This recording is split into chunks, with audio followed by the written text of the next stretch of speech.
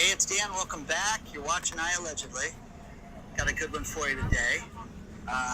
Look at the flamingos, but we got to talk real estate right now. And before I do, please take a second. Please hit the like button. Please don't forget to subscribe to the channel. But we got some disturbing news. And first things first, I love this because when you look below, there are two different stories. All right, so I got this. I have this, and that's all I need. And I need this, and that's all I need.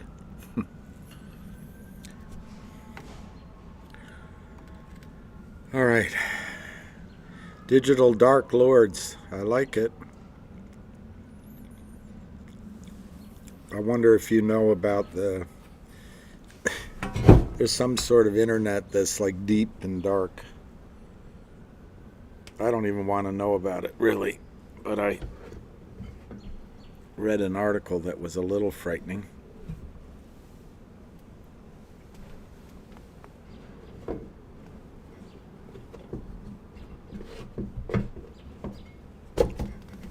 I didn't read it all, but the beginning of it was kind of scary, the things they can buy on the dark web or something like that. All right, so what I got to do is make sure that my phone has juice, and then we're going to hear the hamster, and the hamster is going to tell us it's all fraud. He's going to say, okay. He's going to say, all right. He's going to say, all right, there, we got that done.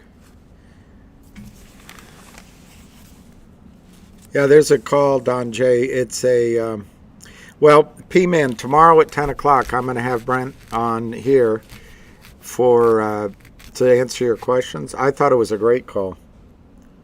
I thought it was fantastic because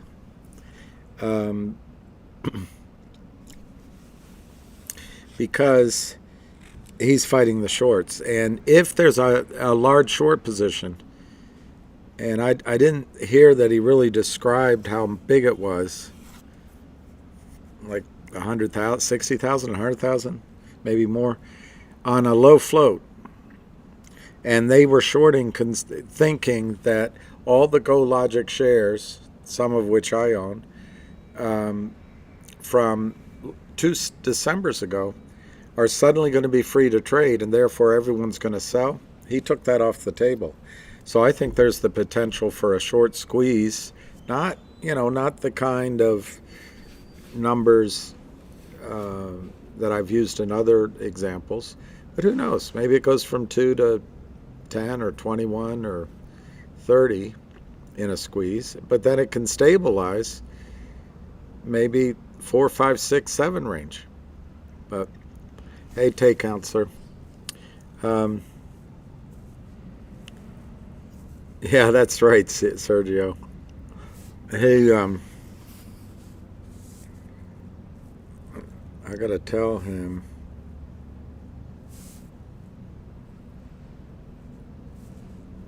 Gotta tell him it's gonna be 10 a.m. A-OK.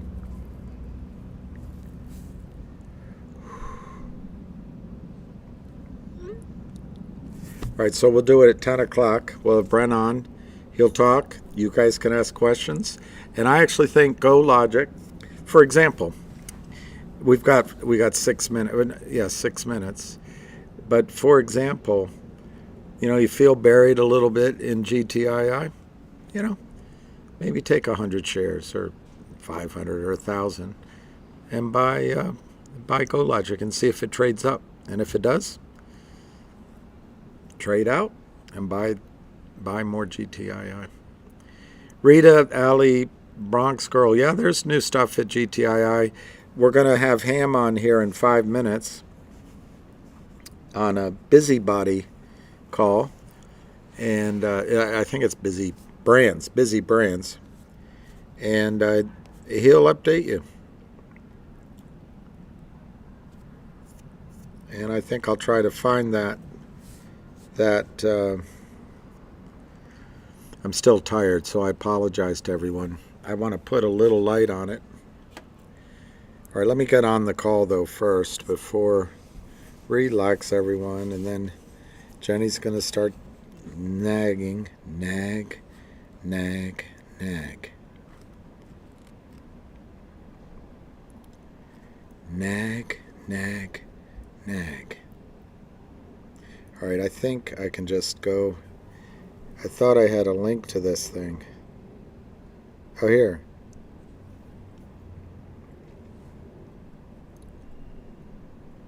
Okay, there.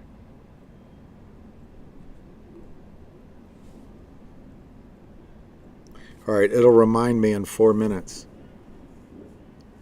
Hey, I know I just came on. I didn't really talk about vocal that much, and maybe Ham will talk a little bit today. But I think earlier I talked about it. Personally, look, Jeremy knows the back offices and trading. He designed the algorithms. But I think his interpretation of some of it is naive. On the other hand, I bet he'd think the same. My point is, for example, he said that when the market makers put, like CDEL as he call it, Shouldadel puts, 10,158. He says it's the algorithms trying to get you to believe that that's a retail order. I say, no, it's not. It's the market makers communicating with each other. But I don't see any good. That looks good, doesn't it? I wanted it out of the way. I feel like I need some light so you can see my visage. Oh, man. All right, so we're confirmed for 10 a.m. tomorrow morning, which means I got to get up early, walk the dog, get on early, and I think it'll be really good. I think GoLogic makes a really interesting trade. Just a small trade. It's a low float. You've got people that apparently have shorted a bunch of stock in anticipation.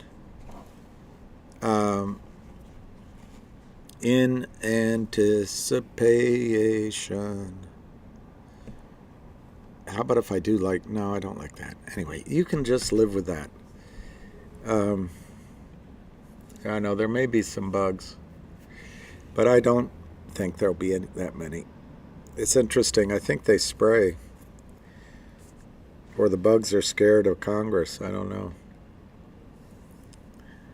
Yeah, I should get a blender for margaritas if I drank. But I gave up that pleasure a while ago.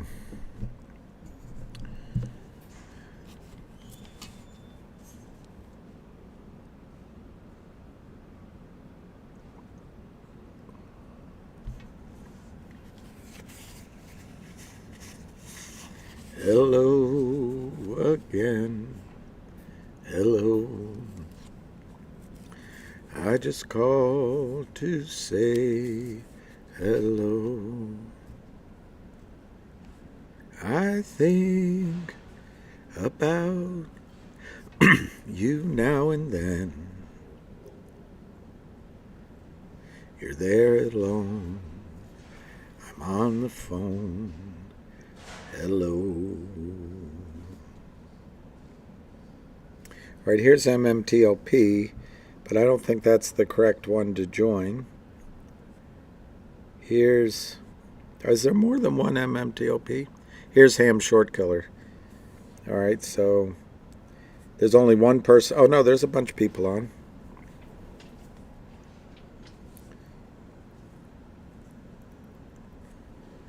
And I guess I won't be a speaker. That's all right. I guess I won't be a speaker.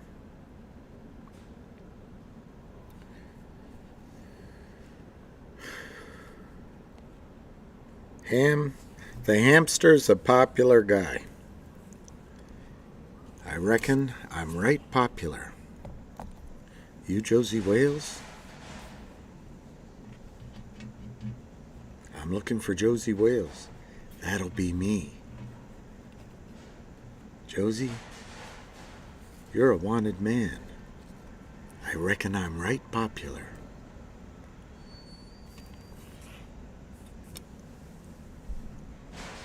I know, honeybees.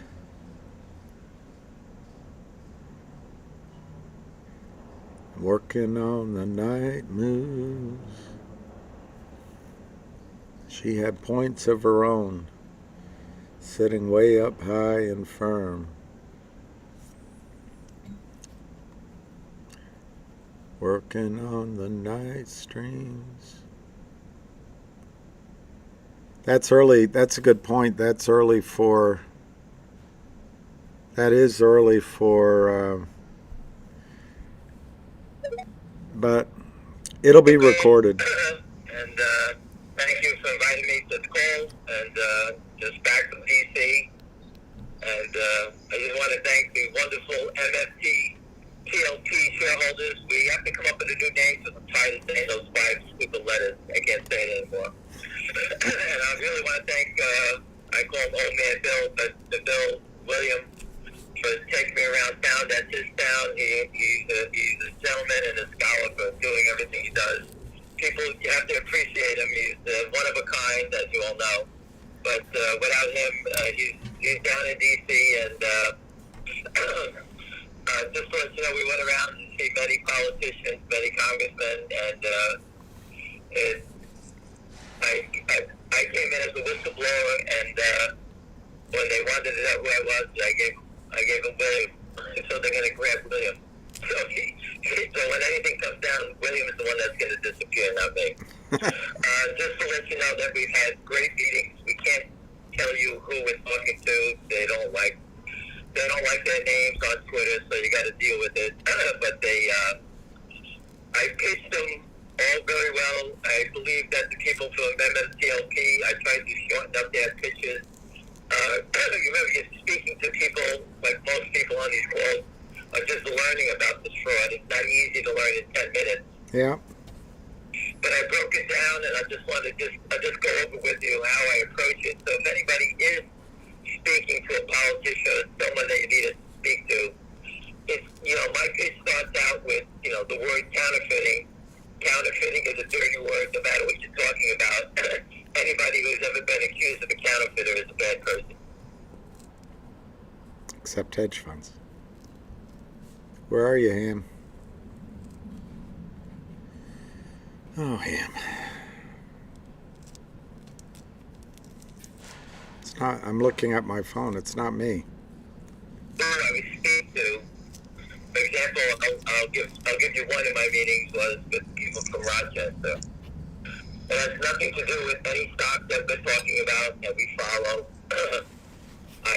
Rochester is home of Eastern Kodak. Eastern Kodak used to be called EK with the Dow component.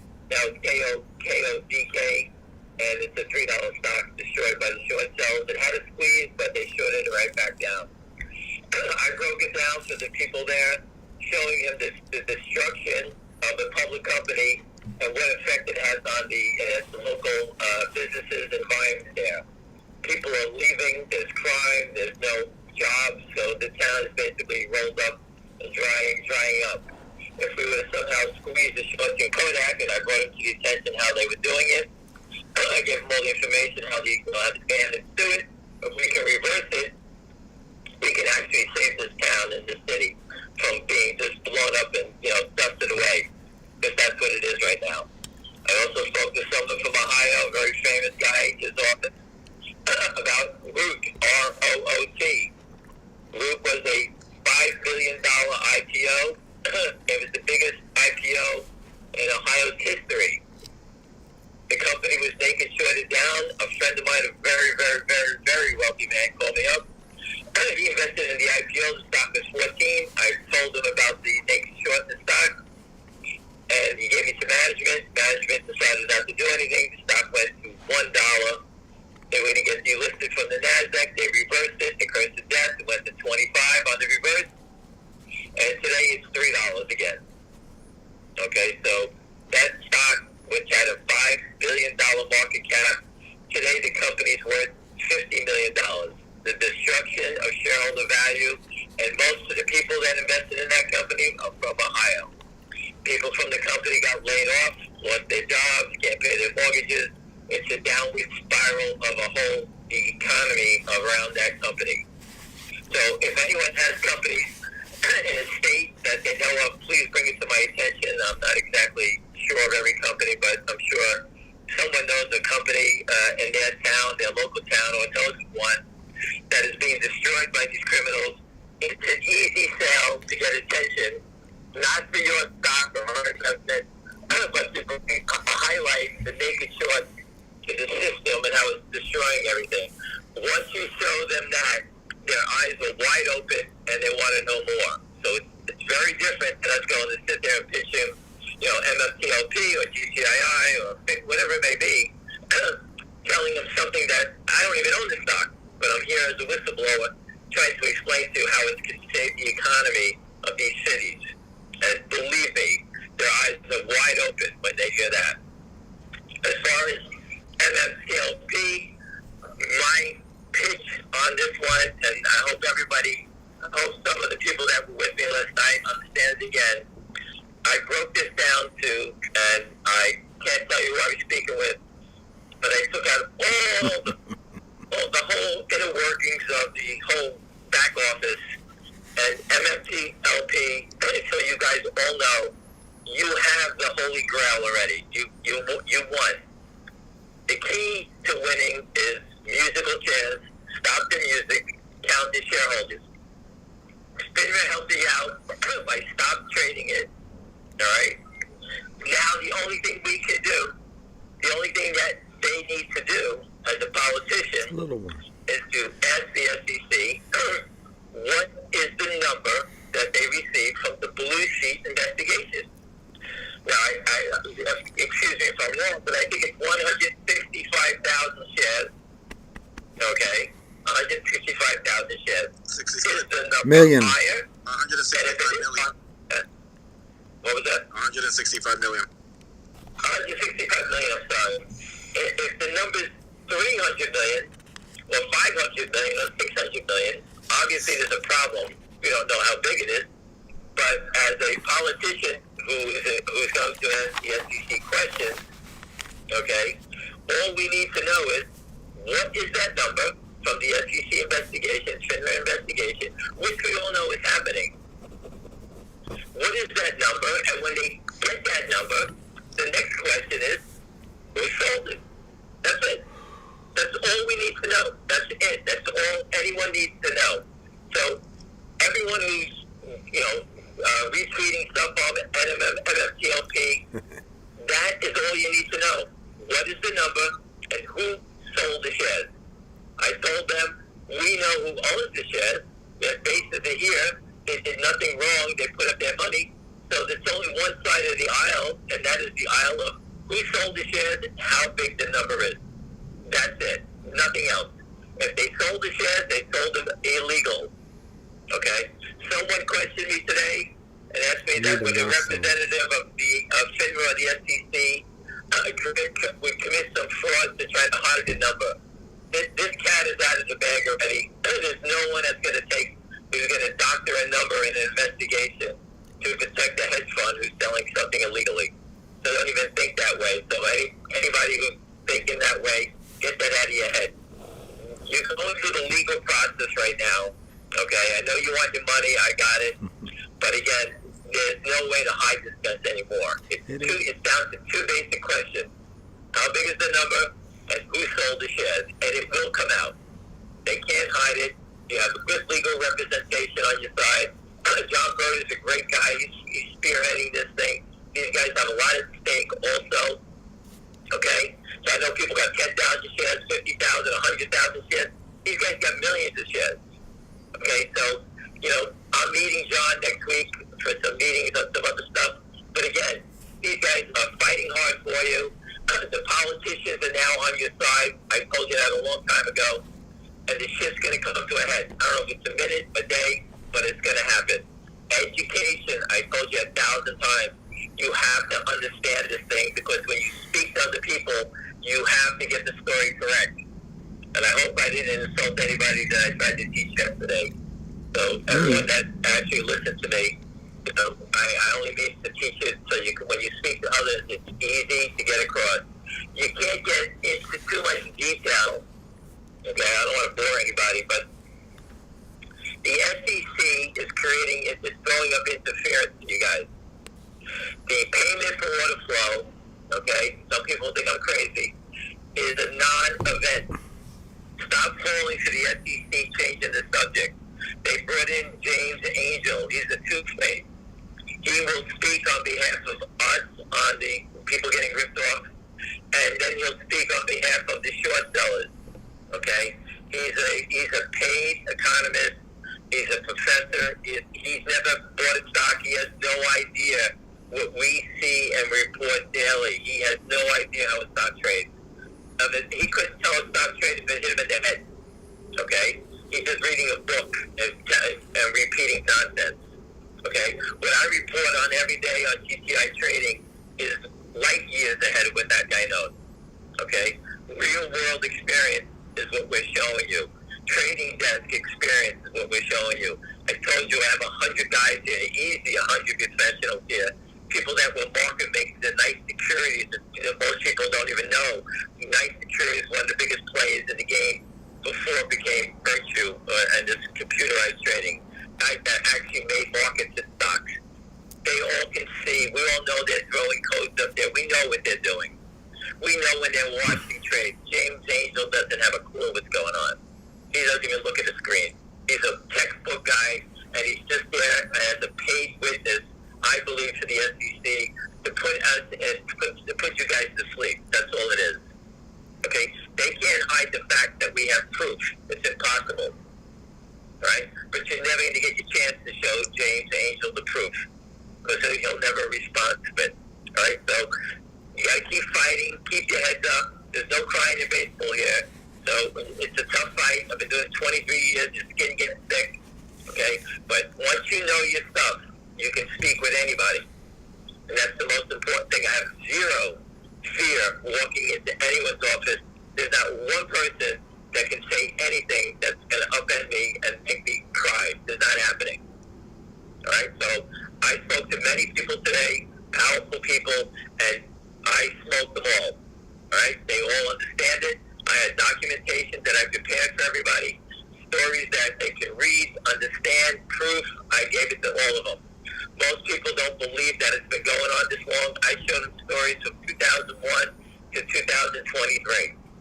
And I put it in a nice, orderly fashion. I went through it nice and slow. I did the stupid diagram with the DTC. I've done it all. I showed them everything. All right? They had no idea about Dole Foods. They had no idea about the economist. They had no idea about United Airlines and the destruction. If you think about it, United Airlines, they employ people in each state. Okay, so these people have to report to people in their states. Imagine losing all your jobs, all your stock, all your benefits because of a naked short seller. The only thing that pisses me off, I forgot to talk about force protection or DMDN, the cancer company, which they both knocked out of business. Okay, they both destroyed both of those companies. The military company is something that, I should have really brought up and I just forgot. But I guess there's more meetings coming up in a week or two, and the meetings are going to get better, stronger. There'll be more people attending. And, instead of 3 people, we're going to have 7 people. Okay, once they all know and they feel good about it, they will proceed against the SEC. Okay? So, again, the people that you saw on TV, we went to see. So all those people you saw fighting, we were there. Okay? It's not just me. There's other people here that are on this call that did a great job knocking doors down. Everyday people doing it. No fear. Okay? They just need to understand the story a little stronger, get more professional in your pitch, And you can sit there, I can read a book and tell the story. That's how easy it is for me. And I can change the channel in a second. Any question they come back with, I can go back within a second. William can attest to that. William held my hand and dragged me around everywhere in the Capitol today until I threw him to the curb and left him. But anyway, any questions, feel free. Anyone have any questions? Let's go, Ace. Any questions from, let's get, who's this over here? Let's go to Jason. Also, if you have a question, grab a mic. Go ahead, Jason. You have the mic. Jason, you have to unmute yourself.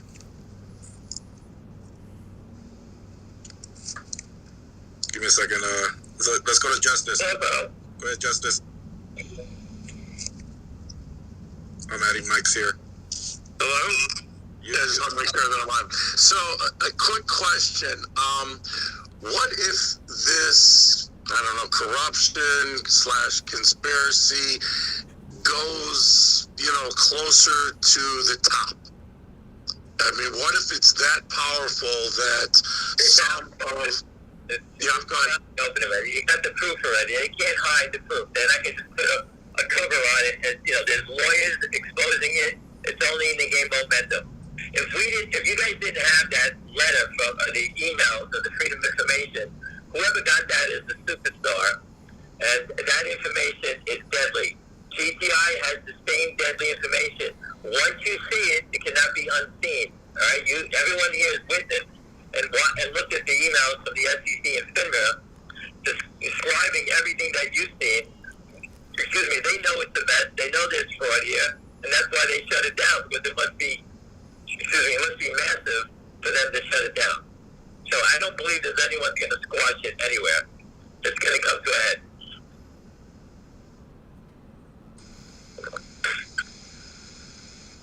Go ahead, Mike. Hey, Ham, thank you so much for all you do, man. Really appreciate it. And discussion earlier today was back in the Madoff time frame. He doctored blue sheets back then, but they used Excel as their, paperwork. So they don't have that capability to do that now, do they? Listen, I don't believe anybody's going to commit fraud to save some stupid hedge fund. They're going to throw them up as a sacrificial lamb here. Whoever did it to MMTLP is going to get exposed. I don't know who it is. They may cover it up and make them pay a fine, but they're going to have to make good to every shareholder and West Christian who's suing on behalf of everyone here. So, so it's going to be painful. They know it, and, that's the problem they're trying to figure out.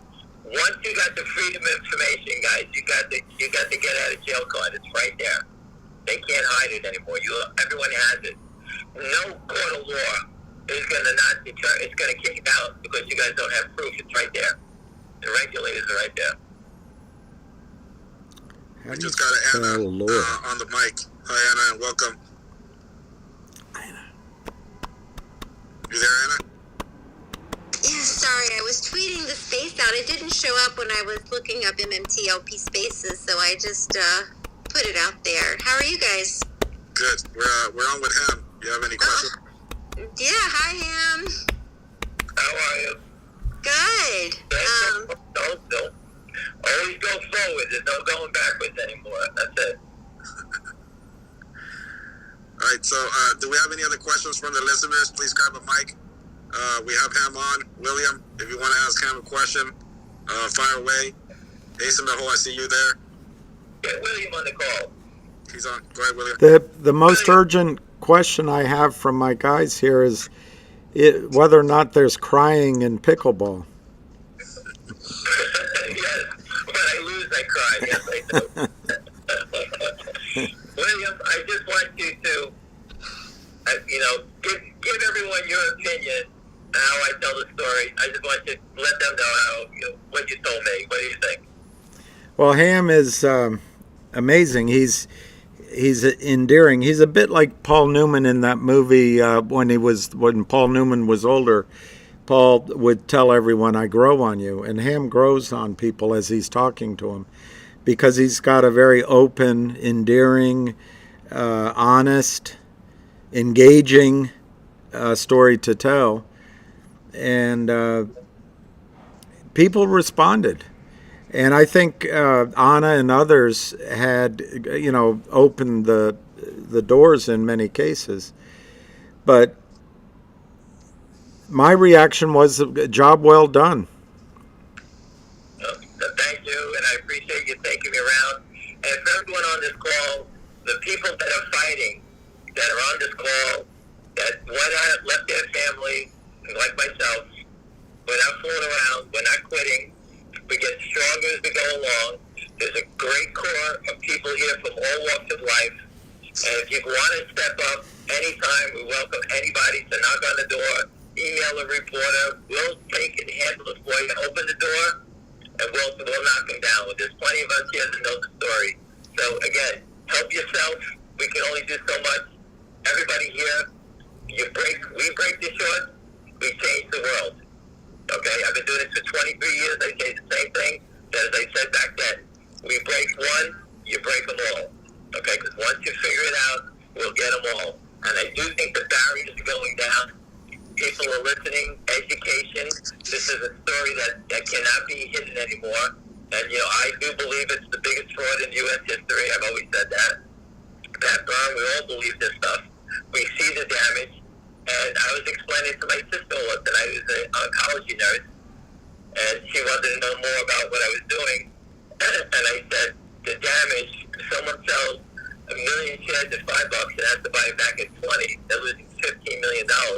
If they don't have the money to buy it back, what happens? Who's taking that loss?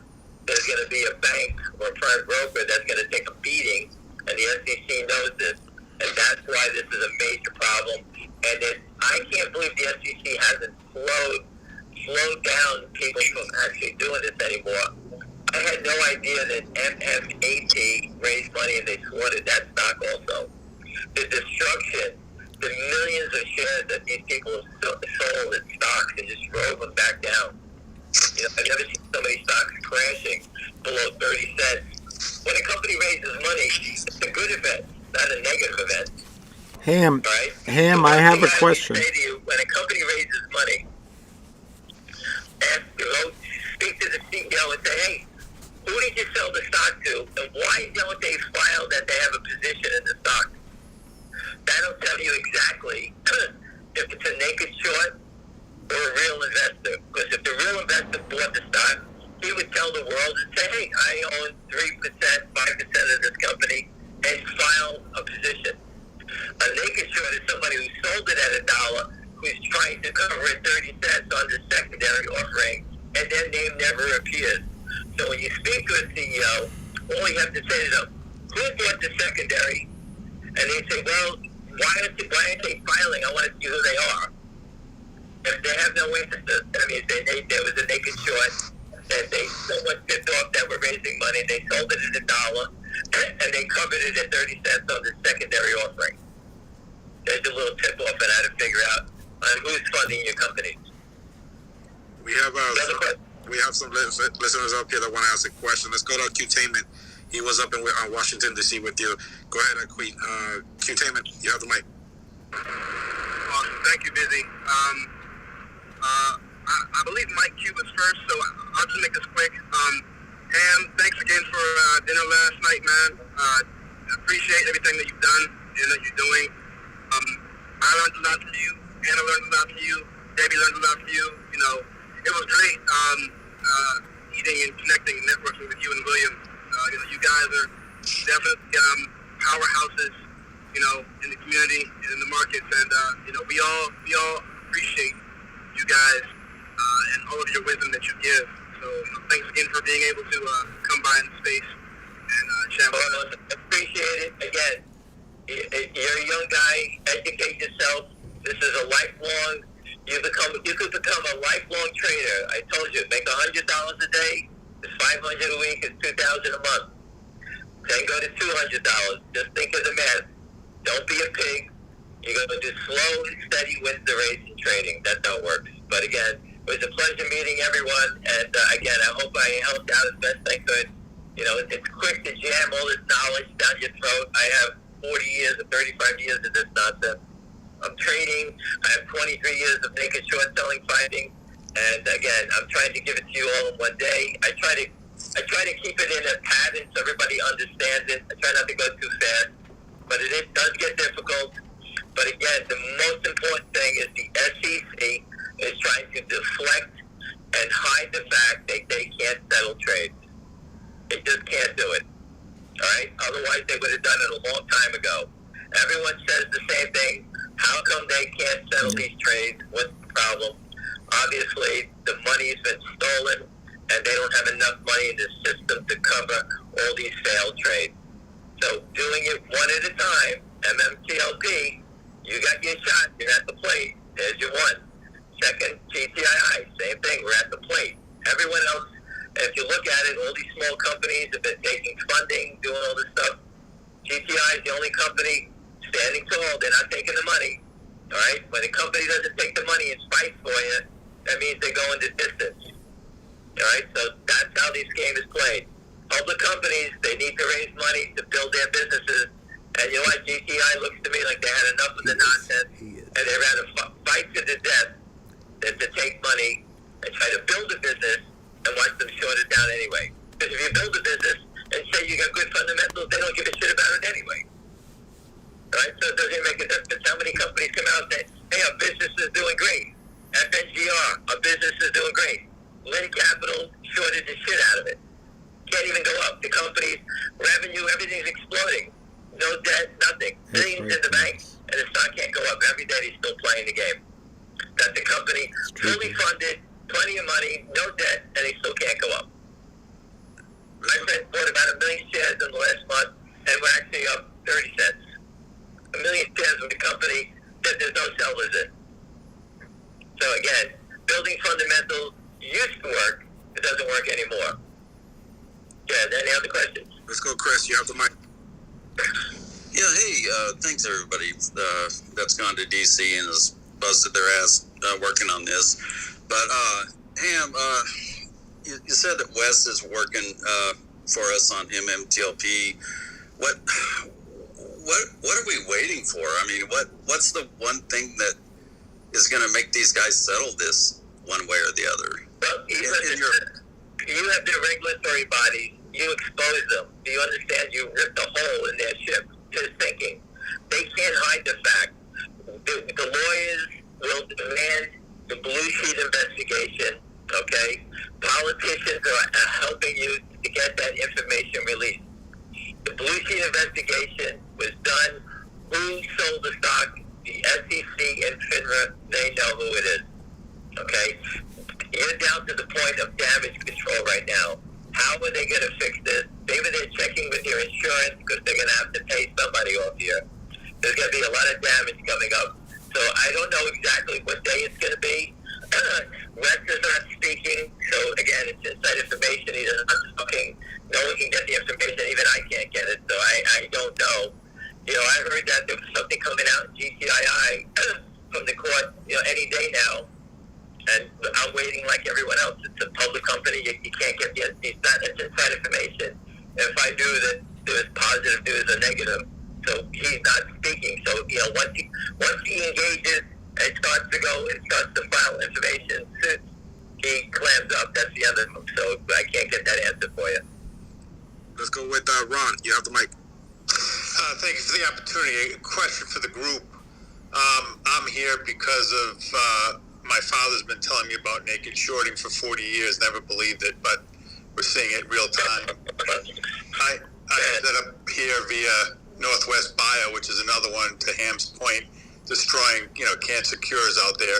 But my question is, what would stop a corrupt judge or someone, because this is so big, to just say, we probably have IOUs in our account, like William has said, counterfeit, potentially, obviously. What would stop a judge to just say, brokerage firm, give the guy his money back, it's over, you know, give him back what he paid for it? It sounds simple, but can someone shed some light on that? Why that, you know, may or may not happen? I would be, you know, that some people have brought that up to me. That saying, hey, this is like a do-over. You pay $10 for it, you get back 10. You paid 8, you get 8. You get your money back. I can see that. And then they have to settle with the law firm because that's not going away. Right. The law firm, the cat's out of the bag on that.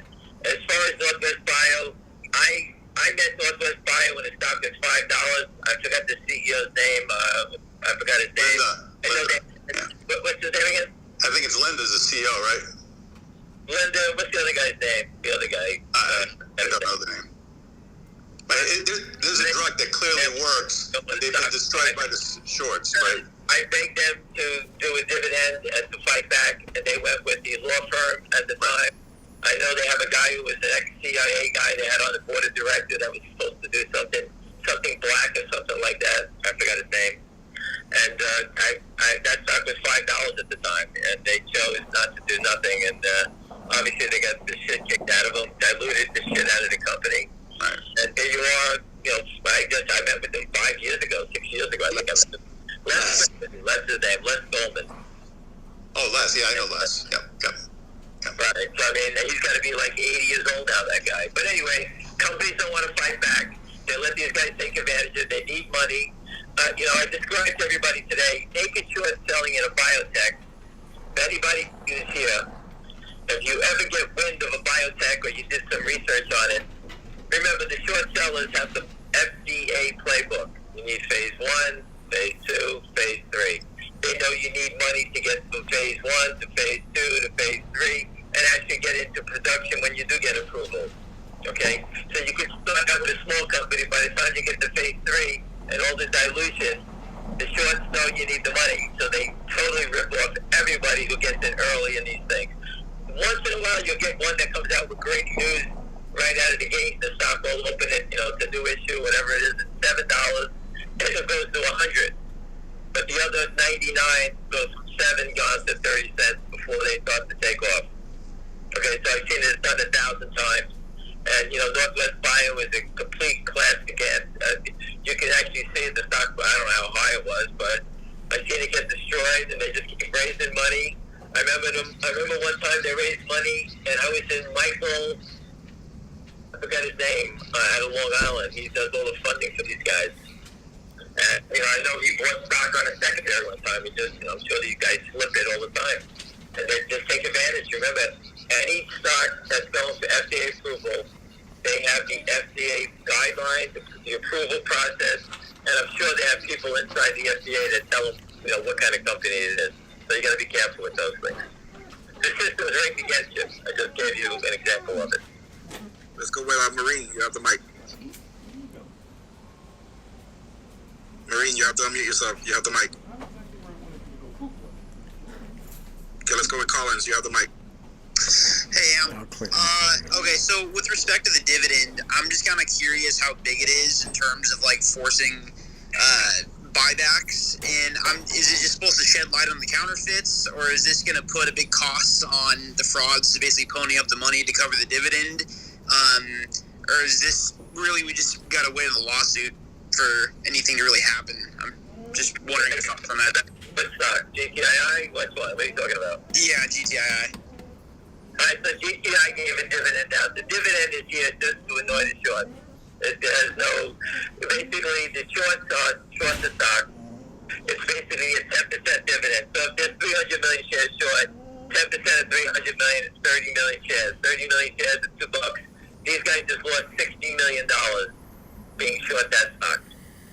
So is there any way around that, or by April 29th they have to come up with $60 million? You have a lawyer, Wes Christian, monitoring everything that's going on here. If they journal entry it, that means we want to get, if you look at it this way, the game plan is to get the deep pockets in trouble. We know the Kramers are going to walk away. They're flat broke. All right? They brought us to this party. You know what? I really don't give a shit about them anymore because we got all the deep pockets in trouble. If E-Trade, Ameritrade, Schwab, or any of these other characters go out and journal entry a dividend share into your account, okay, and we discover it, Wes will sue them. Do you want to sue the Kramers or do you want to sue E-Trade, Morgan Stanley? So just think of it that way. All right? So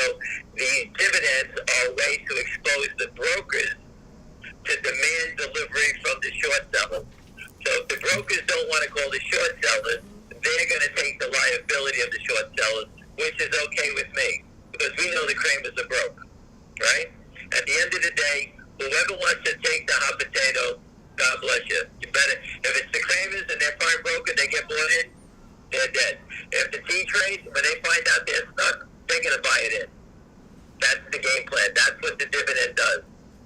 Okay? Besides giving you some restricted share down the road. So keep slapping these dividends up until the brokerage firms can't take it anymore. They know what we're doing. They're not that stupid. They know we're trapping somebody. But now we have a sheriff watching everything that's going on. We didn't have that before. We have it now. All right? So the game, this whole game, okay, is to expose Wall Street. It's not to make you happy and get a wonderful dividend. You're not getting.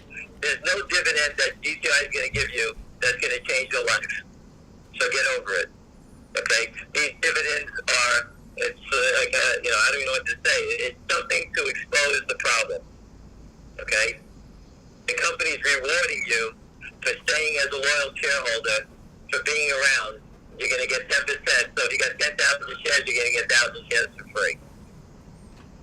So if you pay $10,000 to say you put $10,000 in a buck, you're going to get 1,000 shares. And you know what? At $1.50, you make it back $1,500. You laid out $10,000. Your average is $8,500 is your cost in the trade now. That's how I look at it. All right, so that's what the company's doing for you. We're here to expose the short. There's 50 more dividends we can do. Okay? All right, when Wes gives us an update on the lawsuit, okay, there's another dividend. The proceeds of the lawsuit. Now that has value to it. Okay, so think about that. I put up last week, TD Bank was sued. They lost $3 billion in a fraud case. I think it was, 1.2 or $3 billion. I can't remember the number. But they lost. Imagine having a piece of that $3 billion lawsuit. When the company gets it and they win, okay, and they distribute it to investors who own a dividend share from the proceeds of the lawsuit, whatever percentage it would be. All right, imagine owning a stock at $1.50 or $2, and actually this thing could pay out, let's say, I'm just picking up a number, pays out $30 a share down the road over a lawsuit. Then that's real value there. So by the short term, created all these traps, okay? I don't think so, to get Frank. to this point, 2.5 years later, we had to get Wes Christian on board, okay? And that has happened. Wes just doesn't come on board. Wes only joins the lawsuit if he sees They can't $1 manipulate billion the time and sales. and plenty of money to collect here, okay? He's not joining cases to make, $20 million because they'll spend that in legal time and bills. So he's here big game hunting. Okay, so the dividends here to force the short to cover. If they don't want to cover, it forces the brokers. They take the liability of those trades, and that's what you want to do. You want to get the deep pockets in trouble. I don't want to sue you because you're broke. I want to sue the bank that's covering you. That's what we want to do. That's what this game is about now. Any other questions? Let's go to Ned. You have the mic. Hey, Kramer's really original short in GTII, and it looks like Power Up Lending's disappeared off the face of the earth. Their website's gone. I think Dozer found that. It's like, is the fight gone from the Kramers and just focused on the Alpine now, or do you think they're run out of town? I think it's the group out of Utah. I think the Kramers are done. I said that a while ago. I thought the Kramers were done. They had a different look for a long time. I think I'll just go back in time. When the stock broke for 3 and it went to 9, when it went to 9, I think the Kramers folded that at that point, and Alpine took over the liability of that trade. Okay? Alpine looked at it, said this is easy money. The Kramers couldn't support it. If you go back in time, many people here from the beginning, we used to calculate margin money on a daily basis, right? Ned, I think you remember that, right? And we used to always say, how are these guys still standing? The money is just enormous. So basically, they weren't standing when the stock ran to 9. Alpine was hiding the margin problem, and then they got busted by the depository trust for margin violations. So think about it this way. If you went out and bought 10,000 shares of $100 stock, and you don't don't really have the money to buy it, but you knew it was going to go up tomorrow, and it goes up 20 points, and you can make $200,000. You can't get that money until you pay for the trade. No one's it's called free riding. So on the short side, the stock went up to 9, even though the stock was punished back down by Alpine and friends. They need to meet that margin requirement when it went to 9. The DTC is not letting them get away. Okay, they're sitting there saying, but the stock went back down. That doesn't count anymore. These guys have shown their cards that they have no money. If the stock goes up, they can't manage the loss, and the depository trust knows about it. They have been exposed as a flat broke prime broker. They have no money. Okay? And they're free riding. So how are they still standing? How are they not shut it down? How are they not throwing them in jail? That's way over my pay grade. I can't believe that they're still standing or anybody's even let them go. People have put up their violations from Alpine to the Kramers to Scottsdale Security, which they're part of. These guys are organized crime by 10. Okay? They're white-collar, organized crime. I don't even know how this... Everybody knows about it. And I do think that the GTI gang has basically, I think we did the street a favor by eliminating Alpine from the game. And now I think I don't know what the dates are, they keep extending it, but I can't see it going on much longer. Again, West Christian is on this thing, they're watching it. Like MMTLP, they have proof from the SEC and FINRA. We have proof from the head of the security guards, the depository trust, that there's a concentrated position, short position in GTII. If you look at the Goldman Sachs violations recently about the mismarking of the tickets, whatever it was, I forget how many, 50 million trades, whatever it was, they never give you a symbol of a stock that they sold short. They never give it to you because the liability pushing the stock down, they'll be sued over every stock. And I told people the other night, imagine if it was Shopify and the stock was $200 and they shorted it down to $25. Imagine if you owned it at $200 and they said, oh, Goldman Sachs mismarked their Shopify sell ticket and drove the stock down $170. You would be going crazy and suing them. But they never, if you look at every violation by a brokerage firm on the short side, they never put a name of one company in there that was damaged. Never. The first time I ever seen it was GTII with the depository trust that said Alpine has a concentrated short position. Concentrated, it means big on Wall Street. That's another way of saying big. So we filed for the Freedom of Information, and hopefully we can get that number to see how big it is. West is looking for it, so are we. And that's how it works. Let's go with Patrick. You have the mic. Patrick, you have to unmute yourself.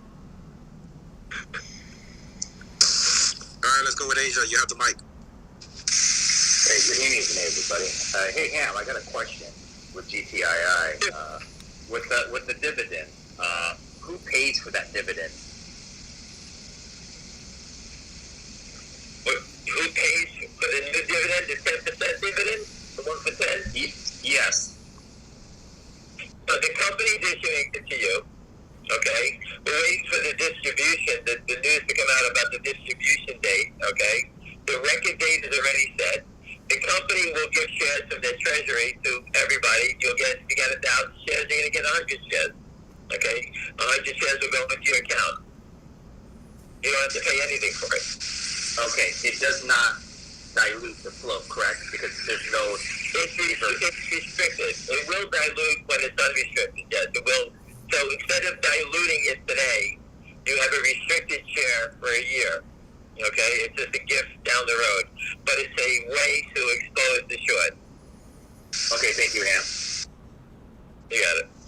Syntax, you have the mic. Hey, how are you, Ham? Good, very good, thank you. And you're back in the States? I'm back. I'm ready to go. Awesome. So I have a question for you because when I was in DC, I started developing a relationship with Mike Lee's office from Utah, And so I was just thinking about it because the bank. That's a good one, right? Okay. Yeah, no. I was just thinking for the GTII situation because I've been talking to them a lot. That's a great one, yeah. Yes. So in my conversations, is there anything that I can do to help my GTII community? Yes, we will reach out to you and we'll take care of that for you. That's a great. I didn't even think about that. I was actually wasn't working on GTII most of the day. I worked on MMTLP and I worked on the actual naked short problem across the board.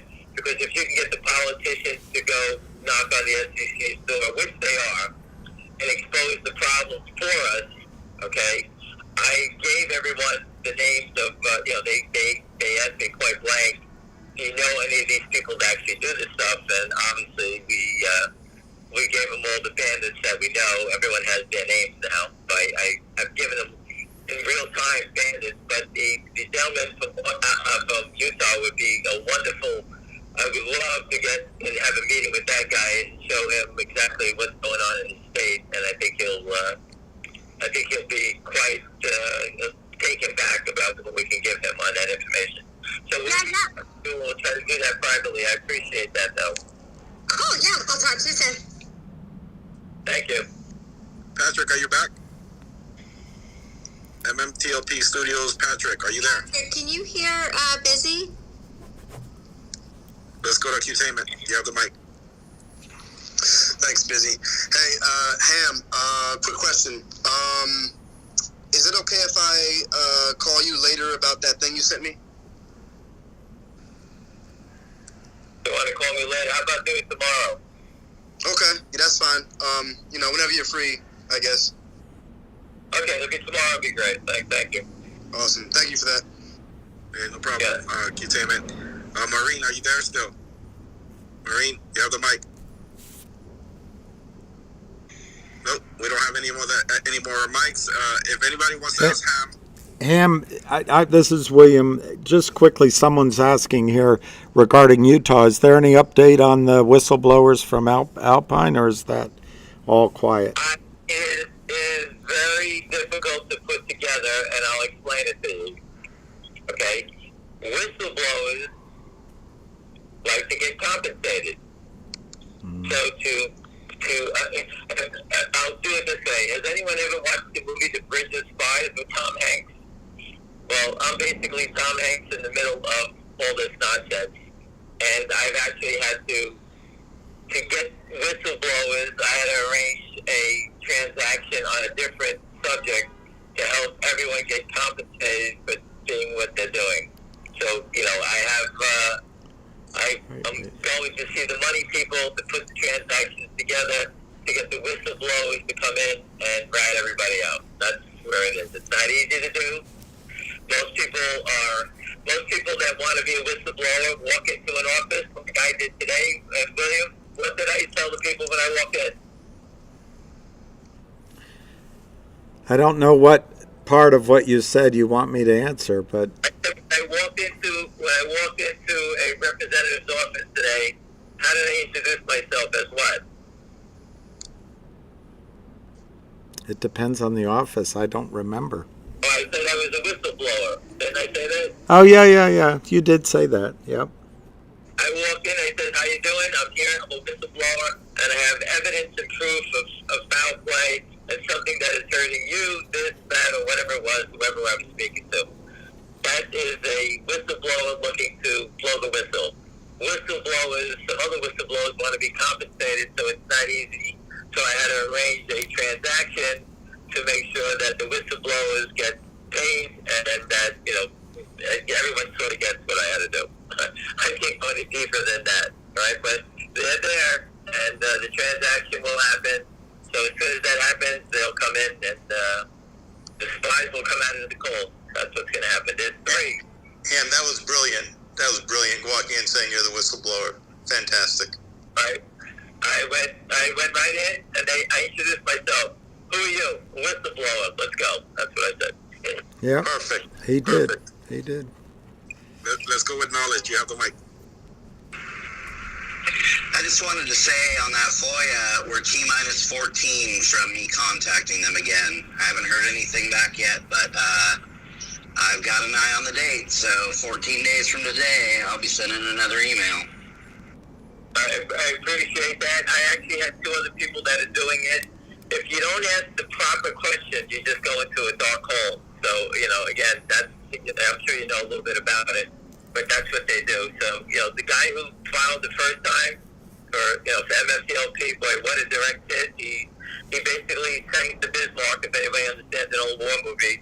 That was just a torpedo that was perfect, right down the pipe, in Pearl Harbor again. It's just perfect. So, that's how it is. That, you could send 50 of them in, and you could be 0 for 50. If you don't word the questioning or what you're looking for perfect, you get no response. Yeah, the more arrows you send, the better your chances for sure. Well, that's it. So I have 3 people doing it, and they wrote their own questions, and they sent it in, and they, everyone has sent in different questions. So we did it a bunch of times. So I appreciate it. Thank you, Knowledge. Let's go to Alan. You have the mic. Yeah, I've asked this question in another space, but whatever. I want to know what the guest here says. Under what conditions must naked shorts cover? Well, it's not because it's sunny or cold out, that's for sure. It depends on their prime broker. All right, we can't, obviously now we know the prime broker is Alpine. We know the prime broker is trouble. The stock is telling me, I'll just use GTI for example, it's basically slow to a crawl, and the manipulation you're seeing is minute manipulation back and forth. They're trying to do, so you understand, if the stock's $1.60 bid, these guys sell 10,000 shares to themselves at $1.60, and the guy who just buys it at $1.60, he turns around and sells it at $1.58 back to the same guy. They're flipping it back and forth. I always put up, it's the only stock that goes down with no sellers, because they're selling it back and forth to each other. It's just a game that can't last too much longer. There has been rumblings of someone looking for 19 million shares. I do believe that is our last manipulator in stock. I think everyone else is basically packed up and ran away. So I think there's one manipulator that got into the game, probably a friend of Alpine. Alpine, just so everybody knows on the phone, if I buy a stock, the first thing I do is tell my friends to buy the same stock. That's what I do. I'm sure everybody does the same thing. The short sellers do the same thing. So when Alpine gets a story like GTII, they call up these other people and say, hey, we're all shorting this stock, go short it. They've probably been doing it for 20 years. These guys that are short 19 million shares, they've probably stolen $1 billion over the years, destroying public companies. Alpine probably put them in, they work as a pack of wolves. Alpine is now closing up. They get the call that Alpine's in trouble, and now they're looking for 19 million shares. So where are they going? They're making calls. The information is popping up in real time. This is not make-believe. This happened about a month ago. We posted that someone got a call, a big holder that's got 25 million shares, got a call, and he told them to go pound salt. They asked him for 19 million shares, and all of a sudden there's more calls going around for 19 million shares. Not 18.5, not 21, 19. Okay? So, Roger, now, I think that's bad. A quick follow-up is, what happens if they don't cover? Like, is there a possibility that they just say, fuck it, we're not covering anything? Is that a possibility? If they thought they can win, okay? If they thought they can win, they let the stock go higher. They can't win. That's why they try to push it down 5 cents every day. They can't win. They're trying to get you to panic. That's the whole game. There's nothing going on right now. All they're trying to do is to manipulate it to get people, maybe they hit a stop loss order. Someone puts in there, supposed to bring to $1.53, sell my 20,000 shares, and they're looking and they're probing to see where it is. Maybe it's out there somewhere. Okay, they can sell 100 shares at 153. If you have a stop loss order at 153, as soon as it hits it, you turn around and your 20,000 has to be sold. Maybe that's what they're looking for. So there was a call the other day to someone who owns 3 million shares of stock. They left a voice recording like Charlie Mayo did. Okay, I don't know if most people don't know in GTII, the naked short, Charlie Mayo called the company up 2.5 years ago, trying to buy stock, and he left a voice message. That shows you how smart they are. Well, someone else did it again, and they did it to someone that's very close to the company, and they left a message saying that the CEO told them to sell their 3 million shares, hurry up and sell it. Okay, that's the voicemail. Okay, I reached out to my sources trying to get that voicemail so we can give it to Ace. Ace wants it, he wants to break it open. If I do get it, if anyone does get it, we will get it to Ace, and he'll handle it from there. So just think what I just told you. They're desperate, calling big shareholders up, trying to get them to sell their stock and hopefully drive it lower. The one serious problem about this is that the woman is in a wheelchair and has dementia, and the nurse intercepted that call. So just to show you, they were calling an 80-year-old woman to try to get her to sell her stock. That voice recording, I'm sure, was sent to Wes and the FBI already. That is criminal by itself. And it's a 646 number. I think I posted a couple of weeks ago, some guy named Roger or something was looking for stock of a 646 number. I think I posted that. So the desperation is all around. There's signs. There's signs all over the place. Again, if they thought they could win and say, screw you, we're never going to cover, let the stock go up, make more money. But they can't win. That's why they try to manipulate it down every day. Let's go, KRA. You have the mic. KRA, you have to unmute yourself. You have the mic. Yes, g'day everyone. I'm a friend from Australia. I'm part of the community. Cheers for giving me a second in the limelight. So I just wanted to mention something that is very concerning to me, and could possibly be for the community as well, is that at the start of the year, excuse me, I'm a bit nervous talking to so many people, but at the start of the year, CommSec, which is one of the biggest banks and brokerage firms in Australia, had told us that we've got until May 31st to sell our GTI stocks or find another broker.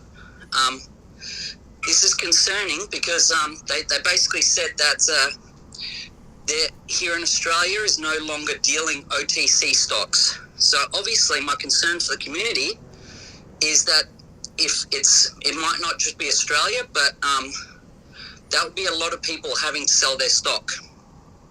Also for us who, you know, we're not rich, we're a single income family. We've been in the play for over 10 months. Obviously it's a bit of a concern for us, being that we might be forced out before what happens, what we're all waiting for, essentially. So I just wanted to give my 2 cents worth and let you guys know what's happening down under. Who's the broker? Thank you. It's CommSec. Think of a way to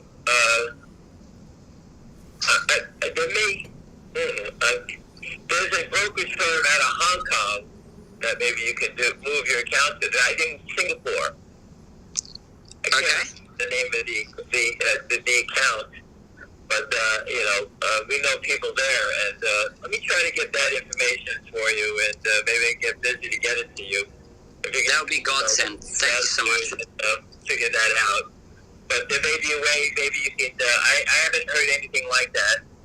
That was the old Merrill Lynch rule, that Merrill Lynch, if you didn't have a certain market cap,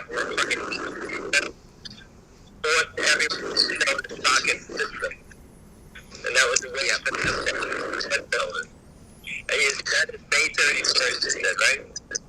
May 31st, correct. And yeah, obviously I wanted to stay in the fight with you guys, and just being forced out just didn't seem right to me. But, you know, a little ant against the big conglomerate, what can you do? So I just thought I'd reach out to you guys and, yeah, see if you guys knew any brokerage firms, and to obviously let you guys know that a lot of stock might hit the market then. Singapore, Malaysia. I'll have my friends there. That is as close as I can get to is Malaysia, I think, as far down as I can go. But I think I'll try to get something by tomorrow. I'll figure it out for you. This way I can help you get an introduction. And you can transfer. Thank you so much, Ham. And just a quick shout out to William and yourself, and to Ace as well. I really appreciate you guys. You guys really, well, yeah. For paying attention from down under. I appreciate it. Yeah, 100%. ARA, can you please get a follow so you can open up your DM so I could get that information from you?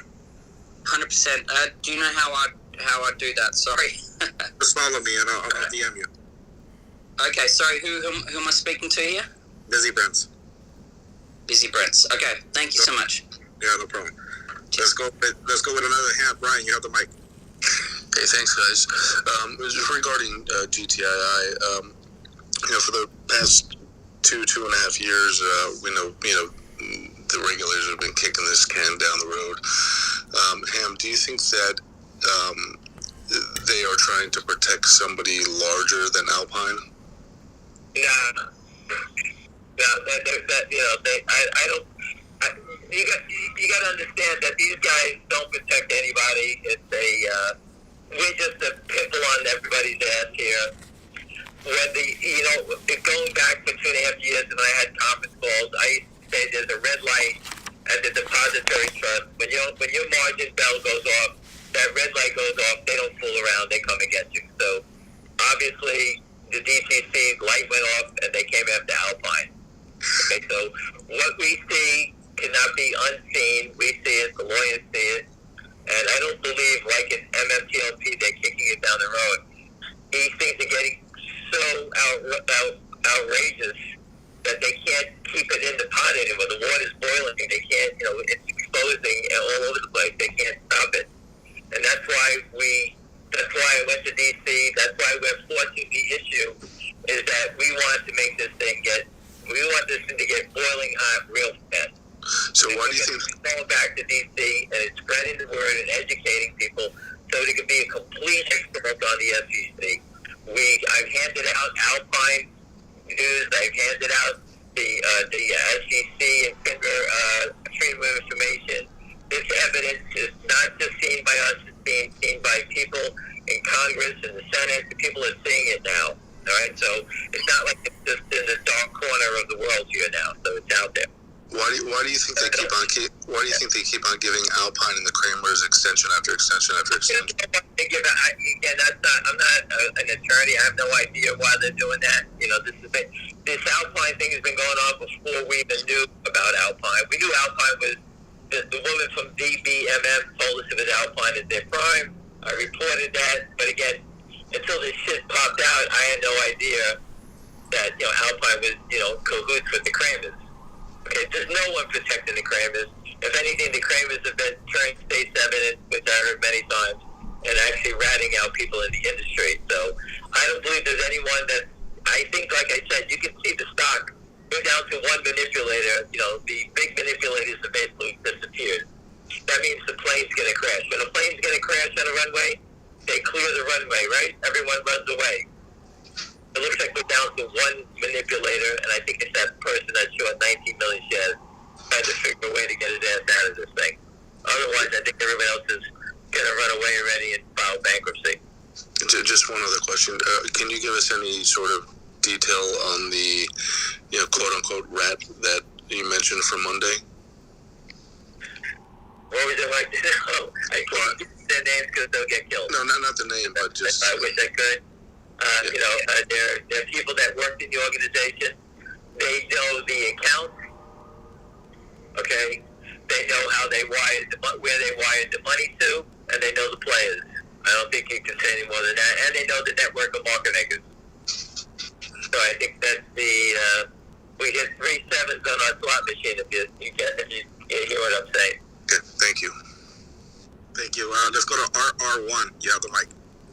Hey there, guys. Good evening. Hi, Ham. Great work you're doing. Thanks for everything you're taking your time and doing for us. Ham, I just wanted to ask you in regards to, and kind of spinning off a few things you said, in regards to Alpine and the connection with Kramer's counterfeit shares, GTII and DBMM have the same sort of common denominator, which is the Kramer's and Alpine shorting it, the counterfeit shares.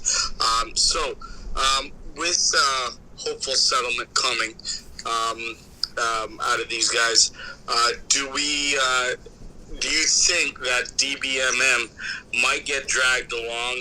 Now, I fully understand that it appears as though the fight has come out of that company, but they did put up a big fight to get out of the delisting situation that they were in, to get out of the caveat emptor situation, and obviously you found out about Alpine through DBMM and Linda, and I suspect that might have been because of Miranda Fritz being the lawyer for Alpine and DBMM. So that was that was an interesting spin there. But these lawsuits that the SEC is looking at, I know everyone's looking for that FINRA situation barring them. To me, going through that's a moot issue. And FINRA is also saying this is a moot issue. FINRA has let them off the hook already. So the NSCC is what we're looking for from the SEC to rule on. FINRA. And as far as these characters go, again, no matter what happens, okay, I have no idea what's happening behind the scenes with the DCC, FINRA, the SEC. These guys are on everybody's radar for criminal activity. All right, it's well known on the street. I know you guys don't work on Wall Street.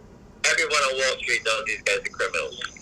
Between the Kramers and Alpine, again, I didn't live in this space. I was a big boy trader. This is not my space. So I'm learning the criminals as we go along. Okay, this is not my game. I knew nothing about Alpine. I knew nothing about the Kramers. I was more of a big boy guy. I knew more about Ivan Boesky and Michael Milken than I did know about these characters. Okay, so I don't know what they're going to do. I don't know what their rhyme or reason. But I will tell you that West Christian, the law firms, that the people that are around it, there's a former SEC prosecutor that's on West's team. He brought in tremendous talent from all over the country to help file these lawsuits, to get these guys, to get them exposed.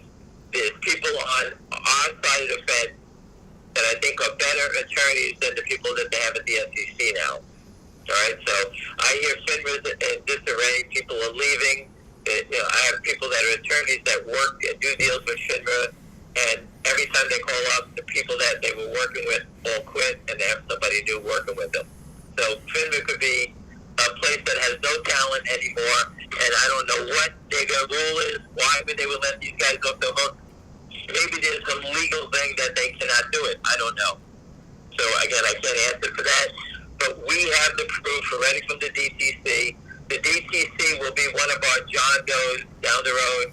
They're going to have to testify and tell us what they've seen to give them about that concentrated short position.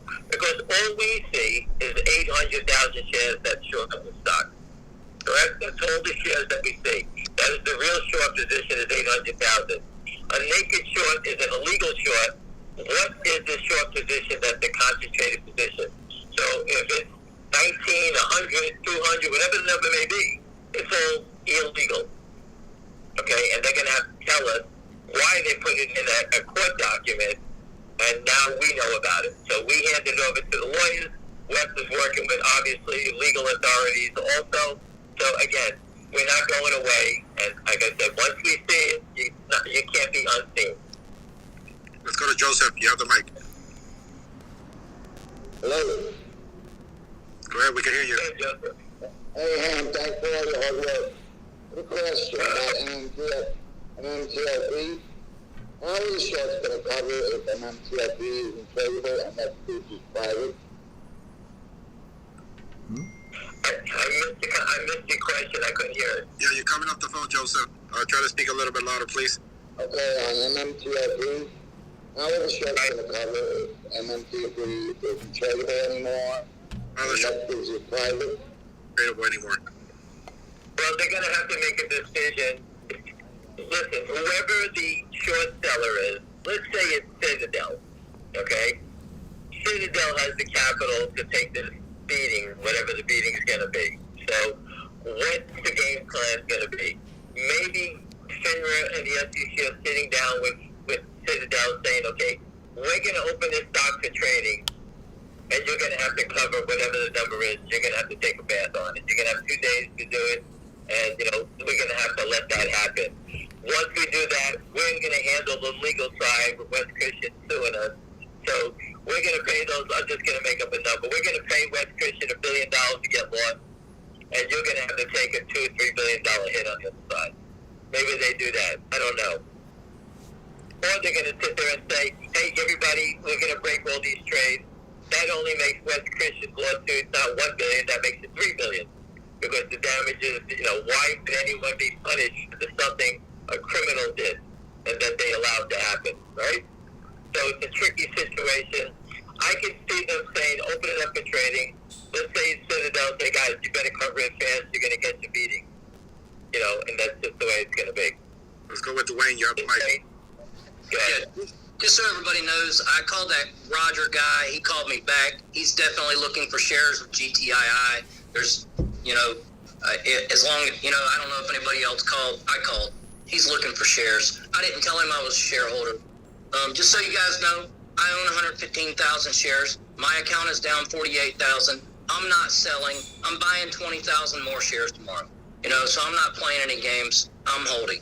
So just want you guys to know that. I appreciate it, but again, education is important, and I'm glad you made the call. And there's people that have been here for a long time that called up in the beginning. I agree. And believe me, we were in dire straits in the beginning because the Kravitz had complete control of the stock, and it was like a battle. I always put that photo up on the ham of the Civil War. That's what it felt like every day fighting here.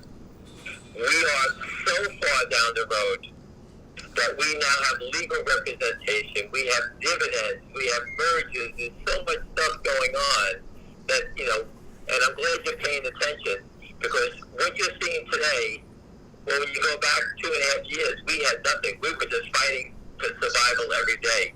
And we fought through them.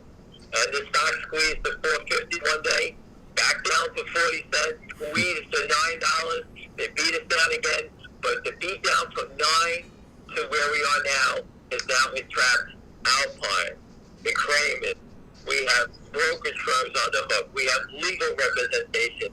It's a completely different game than it was 2.5 years ago. All right, well, thank you very much. I appreciate it. Maybe let Samantha talk for a minute or whatever. Thank you.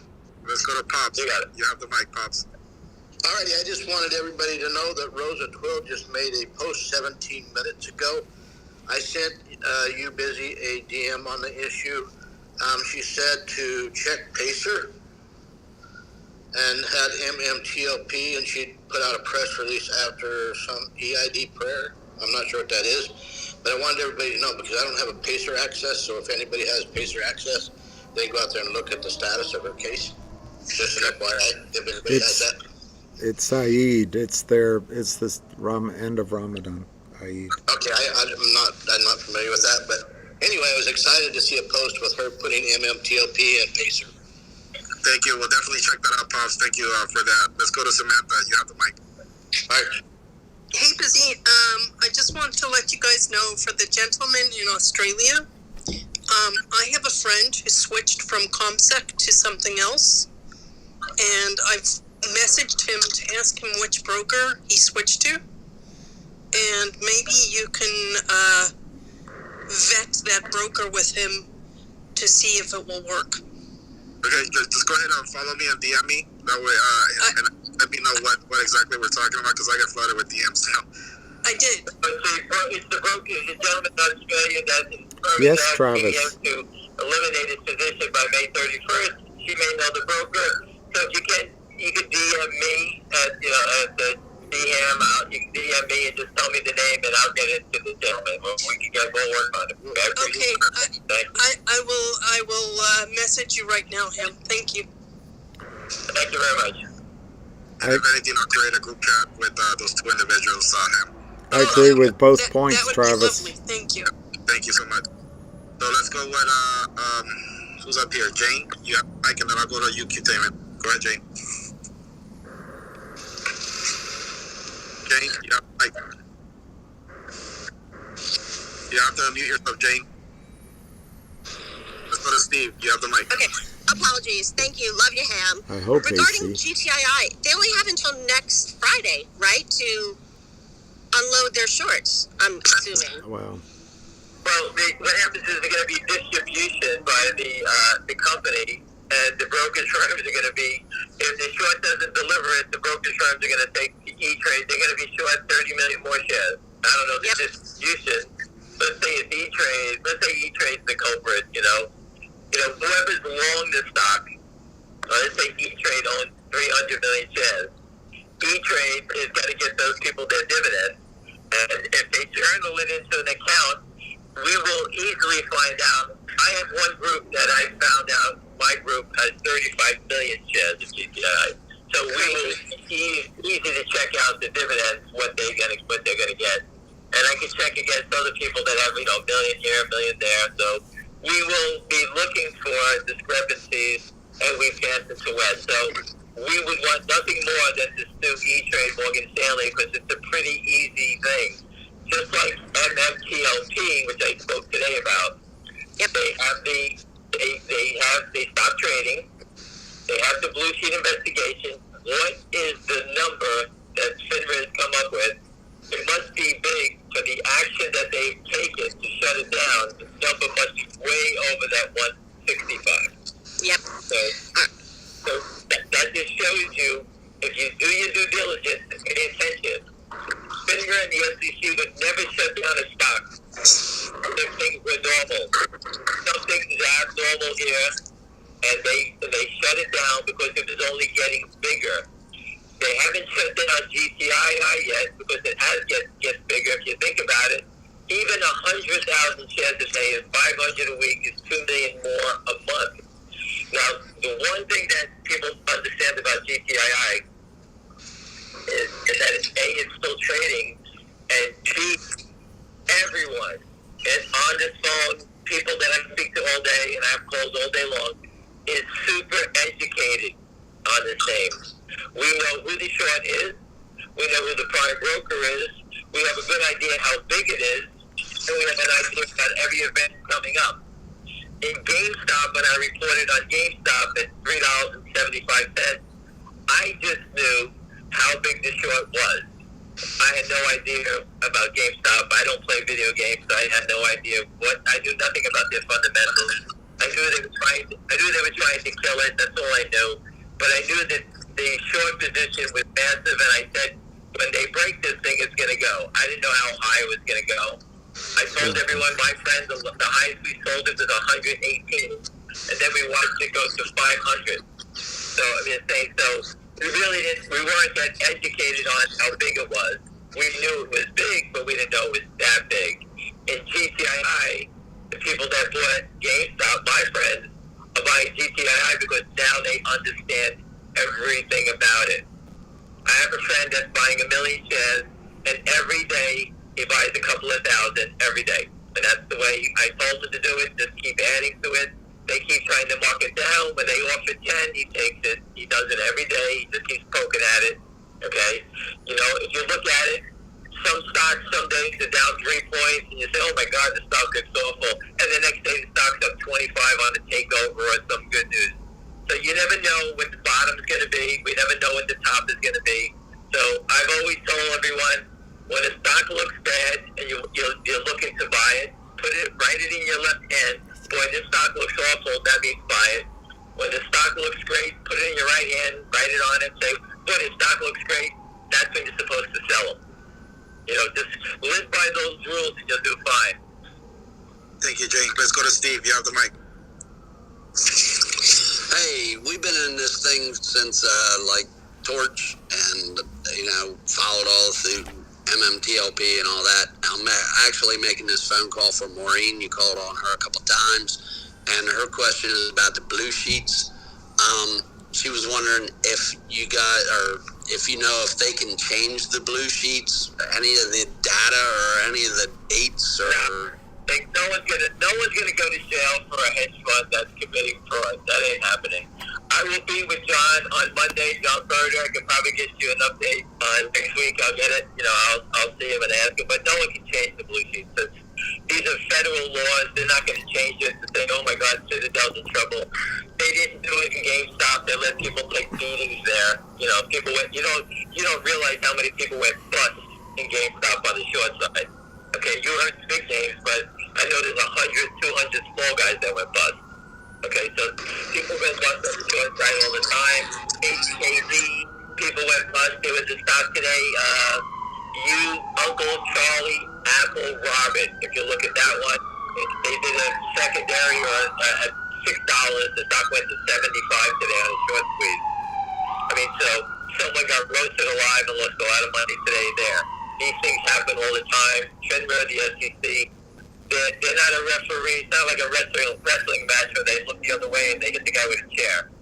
So again, these are not guys that are going to go on the limb for anybody.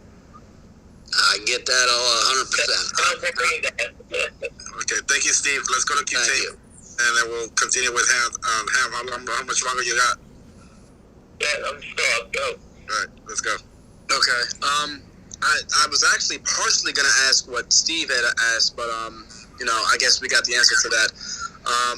But Ham, I'm going to ask you this, and William, maybe you can answer this as well. But I wanted to know, what are the chances of these hedge funds being able to sidestep all of this litigation going on? Do they have that kind of power? What do you think? No, impossible. Okay. That gives me insurance. They're dead in the water. These are criminals. These are not hedge funds. These are LLCs with limited money in their accounts. So look at it this way. Alpine has the wife from was it Scottsdale? They own $10 million homes in Arizona. Okay, they own $1 million properties. They've stolen millions of dollars. They have houses in Pompano Beach, Florida. We know all about them. And they can't come up with a couple of $1 million fine because when you're in the prime brokerage business, okay, and someone like the Kramers goes belly up, Alpine has to take the hit on that, right? So they know that people are naked shorting through Alpine. They know that the damage on a short squeeze will put them out of business. If they had $1 billion in cash and GTII is 300 million shares short, at $10, they're wiped out. I mean, just think how much money they're going to lose on these things, right? So why would you put all that money in your Alpine prime brokerage account? They're not legitimate. It's not like Goldman Sachs. Goldman Sachs monitors everything everyone is doing there. Alpine, we call it look the other way. They know every one of their clients is a thief and a scoundrel and is naked shorting. There's no one buying stocks through Alpine on the long side and buying Goldman Sachs and trying to flip it to make $2. I guarantee they don't get a stock that trades on the New York Stock Exchange. All they do is naked short versus the benches at that place. That's what they're known for. Thank you. Let's go to Kenneth. You have the mic. Hey, thank you. First of all, thank you, Busy. Thank you, Ham. Thank you, William. Thank you, everybody who's involved in this. I appreciate everybody's efforts. Ham, I remember you said on your very first time you came on a space call with the MMTLP community blue sheets. It was a Saturday. I was like, man, that is it. That is it. And do you know of any cases where the blue sheets have come out, somebody sued for it? Are there other cases, precedents? Yes, I did, and I can't remember them right now. I'll try to think about it tonight. Thanks for giving me a job to do when I'm sleeping tonight. But I do remember them, and they do come out, and they provide evidence, and I remember settlements. I'll say over my span, I've probably seen 6 cases of this. I'm going to go dig up the names, and I'll try to put it up on Twitter so you guys can see the cases of it.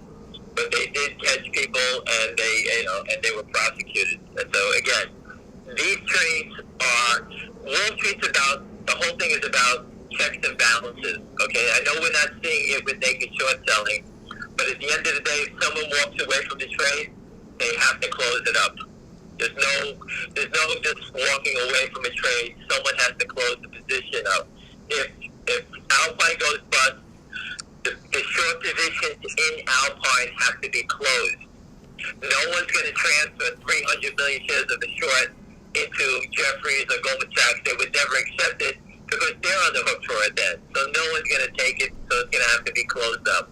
And once the street knows that someone's getting closed down and there's going to be 300 million to buy, everyone's going to front run it. That's what they call front running, meaning running in front of the order. Okay, it's like the running of the bulls. So that's the deadly part here, and everybody's so educated on it. I speak to hedge fund guys all the time, and when these buyers step in and have to start covering, the people I know will pay $20 for a stock. They don't need to buy it at $1. They'll buy it at 20 and sell it at 80. Then they'll buy it at 100 to sell it at 150.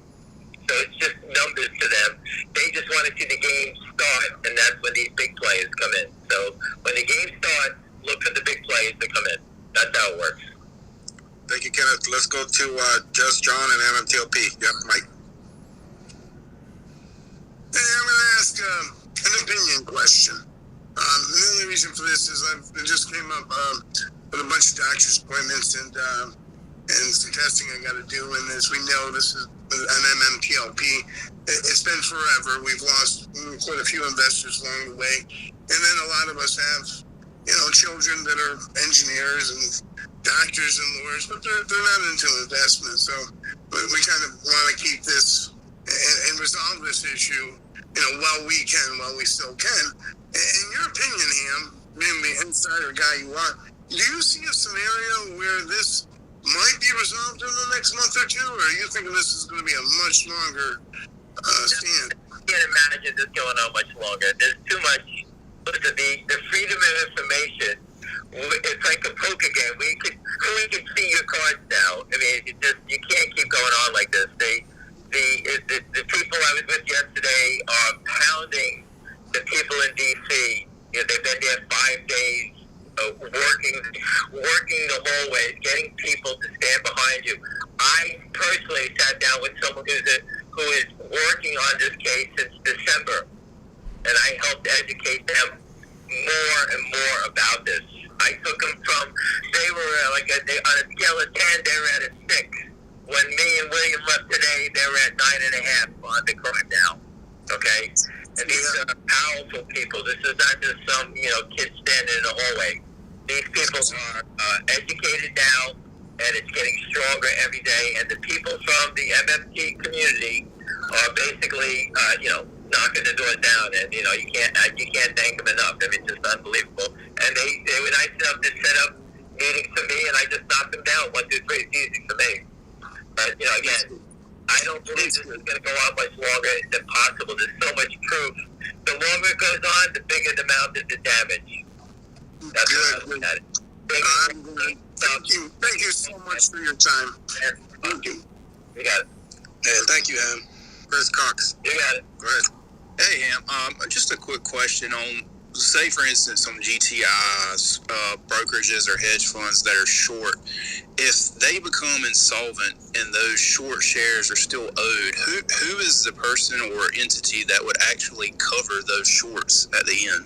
Well, it's Alpine at first, then the depository trust, and they have insurance that'll cover this trade.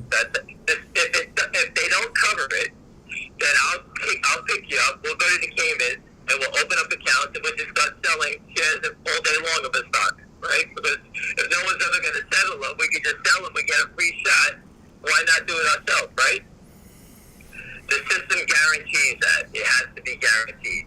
That's why the U.S. market is the best, because everything is guaranteed. The DTC caught these guys trying to skirt the issue. Okay, that's the checks and balances that we speak of. Right? This is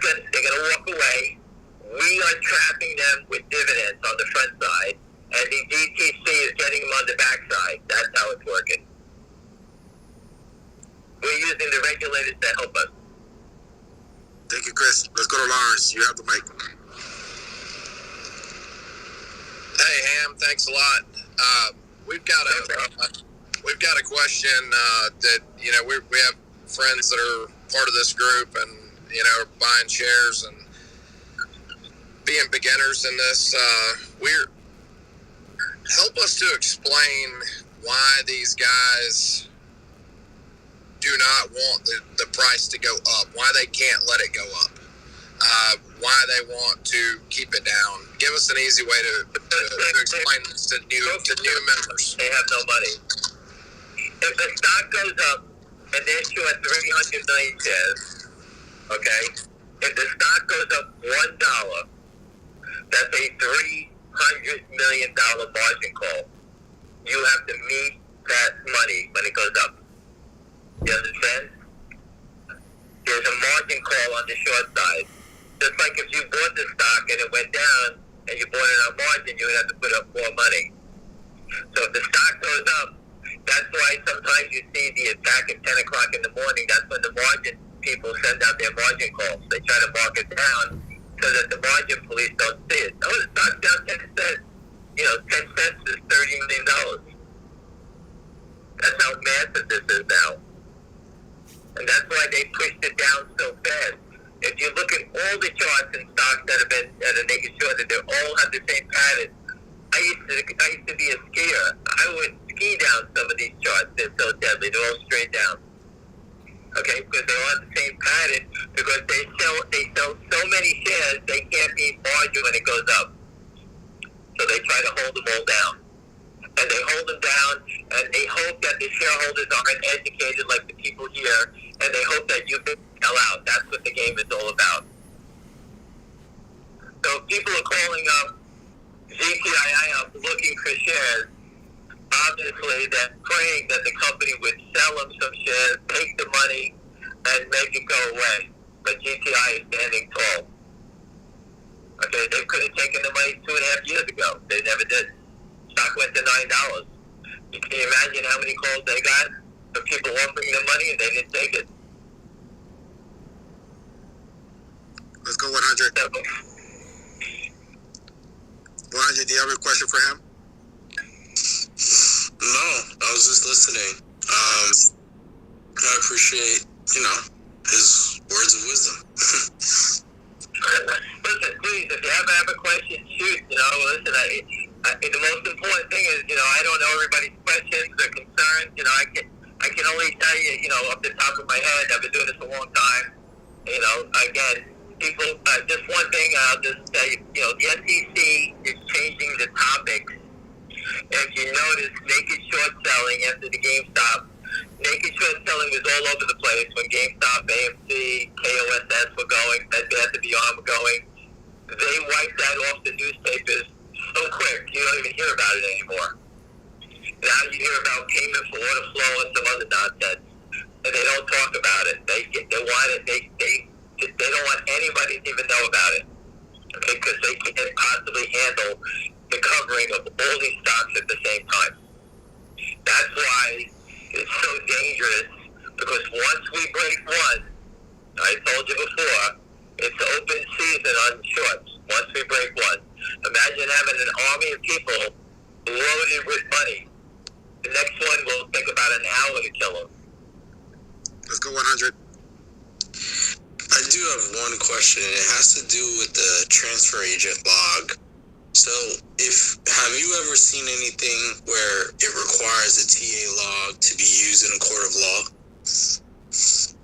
Yes, I think do go to the transfer agents a lot and take the information from them. Yes, they get dragged in a lot, the transfer agents. But I'm not going to say, I can't comment on it. But I've heard many times the transfer agents, the transfer agents always get dragged into these things. I heard that a lot. Thank you, 100. Let's go to Patrick. You have the mic. Hey, Busy. Thank you so much. Hey, Ham. It's great to hear your voice. I apologize not being able to connect with you last night. I appreciate the invite from both you and William.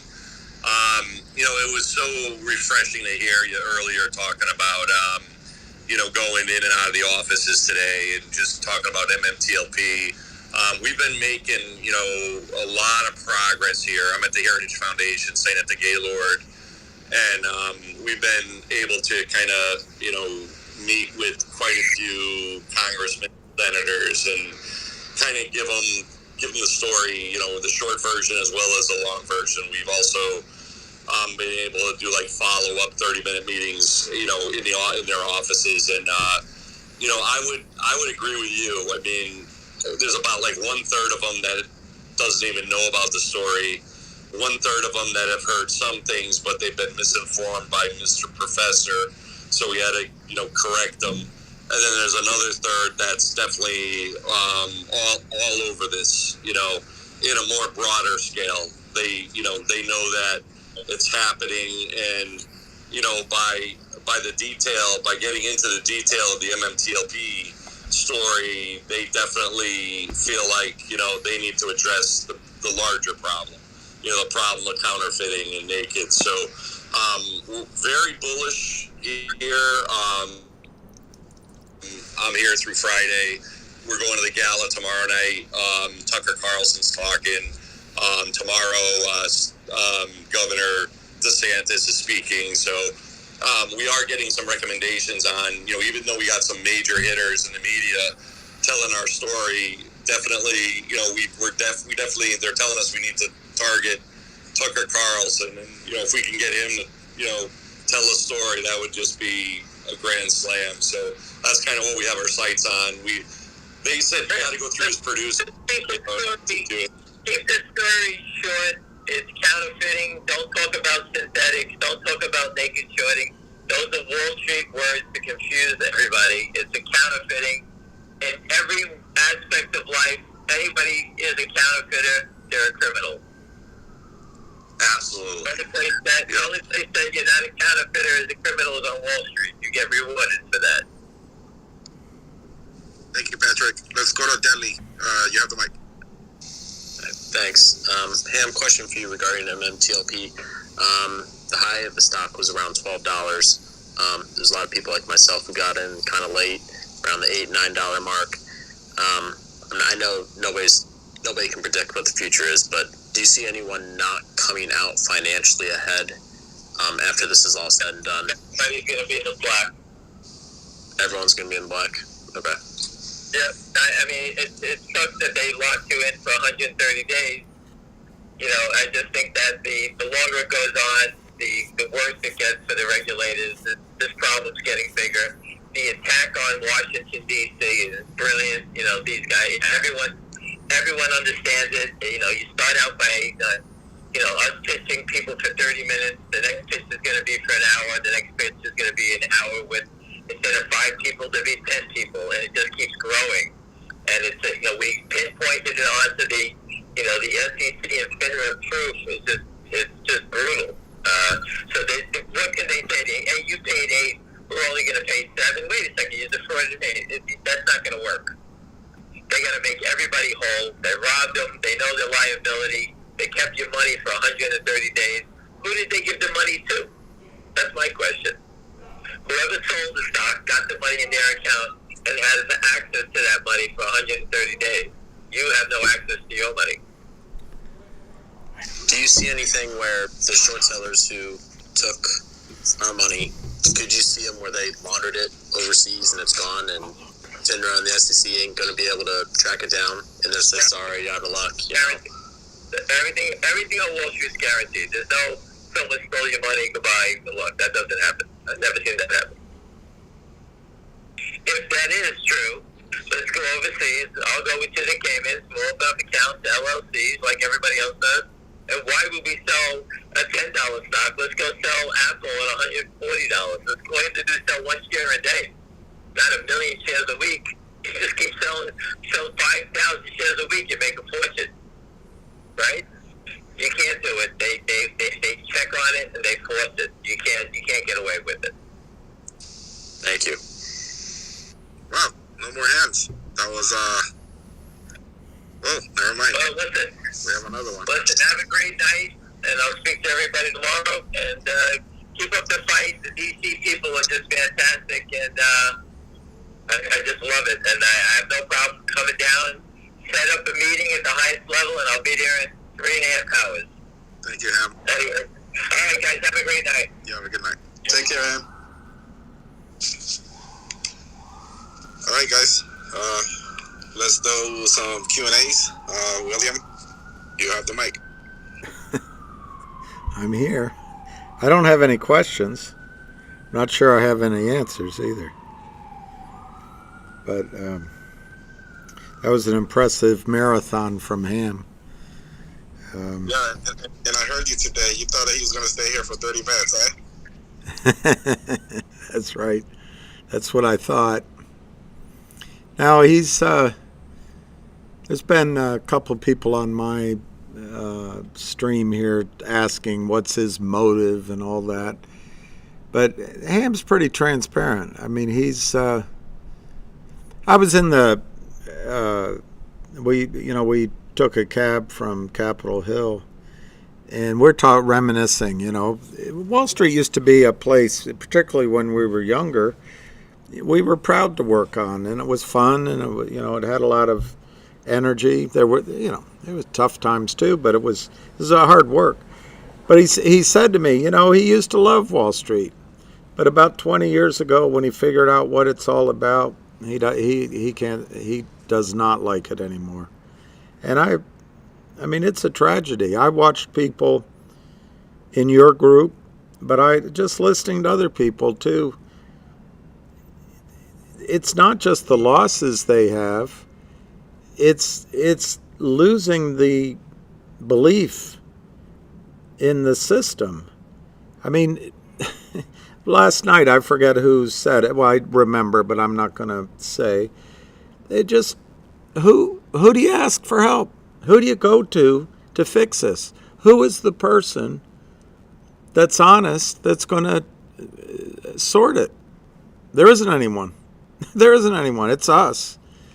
But there isn't anyone. And it's a really sad thing to say about the United States of America. I have a few hands up here. Let's go to Baron and then Collins. Baron, you have the mic. Hey, how you doing? So, I am extremely excited. So, in the previous room, I'm not going to state what it is, but I've been instrumental many times on seeding ideas. I think I have just come up with the best idea yet, and we're putting the plan together. I don't know if it's going to be implemented tomorrow or maybe sometime next week, but it has to do with media, and if we are successful, it is going to be very powerful. Great. I love it. Thank you for sharing that with us, Baron. Can't wait for tomorrow. Let's go with Collins. You have the mic. Hey, Bill. I just got a question. So, basically, that 1-800 law firm deal, I'm sure a lot of people are kind of disappointed that it keeps getting pushed out further and further. But do you think that the company, GTII, is kind of hoping that some kind of price action happens before any actual business deals go down? Because I kind of feel like it just keeps getting pushed out, and I think a lot of us are kind of wondering, like, is anything real actually going to ever happen? Well, I can understand that feeling. I also can understand why the company might slow walk things when there's a potential, maybe not 100%, but not zero. There's a potential that you have the Trento Mines deal coming, or there's a potential for other ideas or items to happen.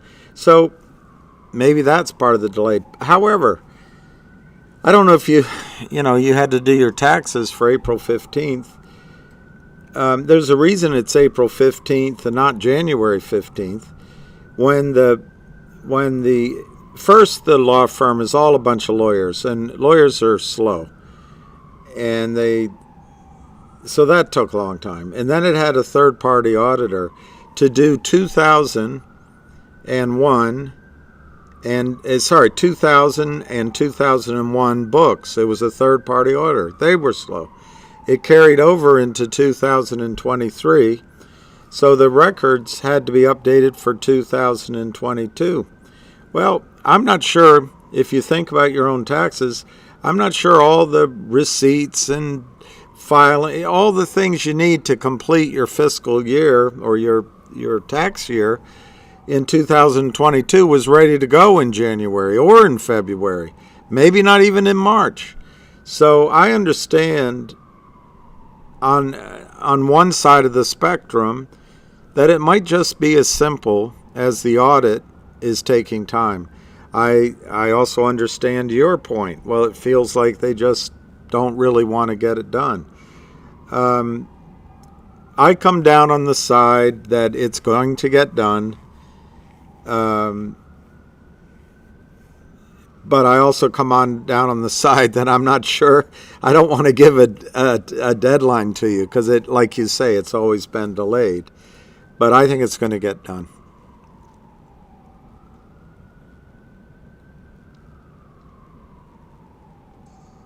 Did I lose you? You're there. Yeah, I'm here. I think we're out of questions for the night. Well, that's good. We can all get some sleep. 100 people in here. That's impressive. Everybody loves Ham. Well, he does a good job, and the main thing I didn't, I don't know how much I added, but one thing I just emphasized everywhere we went, feel free to call him, because the other side is going to confuse the heck out of you, and you're gonna lose your mooring. So give Ham a call, and he'll pick up the phone, and he'll buck you up. Okay, I see Samantha took the mic again. I see knowledge is coming up. So let's go with Sam. You have the mic. Busy, I messaged you. Yep, and respond. I definitely put you in a group chat with KRA. And, yeah, I can't message him, so I'll just get the information to you as soon as I get it. Yeah, just wait off until I put you on that group chat. Okay, thanks. I will do it right now. Just give me a second. So let's go to knowledge, and then we'll go to JD and so on. 1,000 were on the call. Thanks. Hey, William. Yes, sir? Did Ham make you read one of my articles today? No, he didn't. I saw, let me see, I got to put my glass, I'm so tired, my eyes usually are good. I just had to ask. Knowledge, I actually saw your dig at me, which I mean, I think you were polite, and I apologize that I haven't. I didn't know that I'm ignoring you, or I didn't read something you sent. I didn't know it, so I'll get on it. No worries. I don't obsessively read every single Twitter line, because if I did, my blood pressure would go high, I'd overreact, and I'd probably get kicked off. Well, I know that your notifications are probably a nightmare anyways, so I just throw those out every once in a while to see if I can catch your attention. I'm glad I did, though. Well, I do apologize, and I also emphasize I'm not ignoring whatever you asked me to read. It was one day ago that I realized you were even asking me to read anything. So I'll get on it. I haven't read it yet, though, but I'll try to do it tomorrow. No rush. I do have a story about Reg Show, and you're the reason I wrote it. So that's the first one. Really? That's awesome. Awesome. Give me a second here, knowledge. Hey, Samantha, you have to accept my request. So it's pending. Once it goes through. I did. Okay, all right. And David just messaged me with the broker information. Is that another person besides KRA? Yeah, he's in Australia. So that's the same one, or is that a different profile? A different person. Okay, can you DM me that profile so I can add him? Yes. Thank you. Yeah, I just wanted to say that I've been spreading around on Twitter that if this is Lord of the Rings community, that William is Gandalf the White. That's all I have to say. You can take my mic. Unbelievable. I hear more comparisons in my lifetime, but I've lived longer than you. You know, you've never been as old as I am, but I've been as young as you are. I would just be a bald hobbit. At least you have some hair to show for your life. Well, yeah. All right. Well, I don't know if anybody out there's got any serious questions or anything. I just we'll just give it back to Busy or somebody who's hosting or co-hosting. Yes. Let's go with Andy. You have the mic. Thank you for the humor. Hey, Busy. Thank you, Busy. And thank you, Juan, for being in D.C. I saw Patrick in here, and I know this is for Washington, D.C. trip. He's still in Washington, D.C. Hopefully we can throw him a mic and see how his day went. He's over at the Death Star of political thought, the Heritage Foundation. Yes, I know. But he just talked a little while ago. Oh, he did? I just missed it. Sorry, I was putting my father to sleep. I'd like to meet him. I haven't met him, but I'd like to meet him. I talked to him. Very nice guy. Any updates on it, unless he wants to talk again? He said his meetings went really well, and he was glad to hear Ham's update. That's about all I got out of it. And he's working on media. He said Tucker Carlson. I tell you, the one that I always copy is Maria Bartiromo. I think she would be better simply because she seems to be fearless to ask questions once she understands the issue. I'm not sure she understands it, but I was thinking about that too. I actually I tweeted her before a couple times, and what I get on that is that she's a pretty big name in there, so I think everything would have to go through the editor or somebody else besides her, and they'll set it up for her. She must be very busy. I can just imagine her, though, unlike some of these other journalists, I can just imagine her on Sunday morning with Gensler sitting there, and she just drives the question 3 or 4 times in a row, and I think that would be great. But, you know, the problem isn't really, well, it is Gensler as long as he's in the chair. We're trying to effect change. We don't have to effect change. Just enforce the rule. Settle the trades. I know Avid corrected me or reminded me, but put one person in jail. That's not the SEC's job.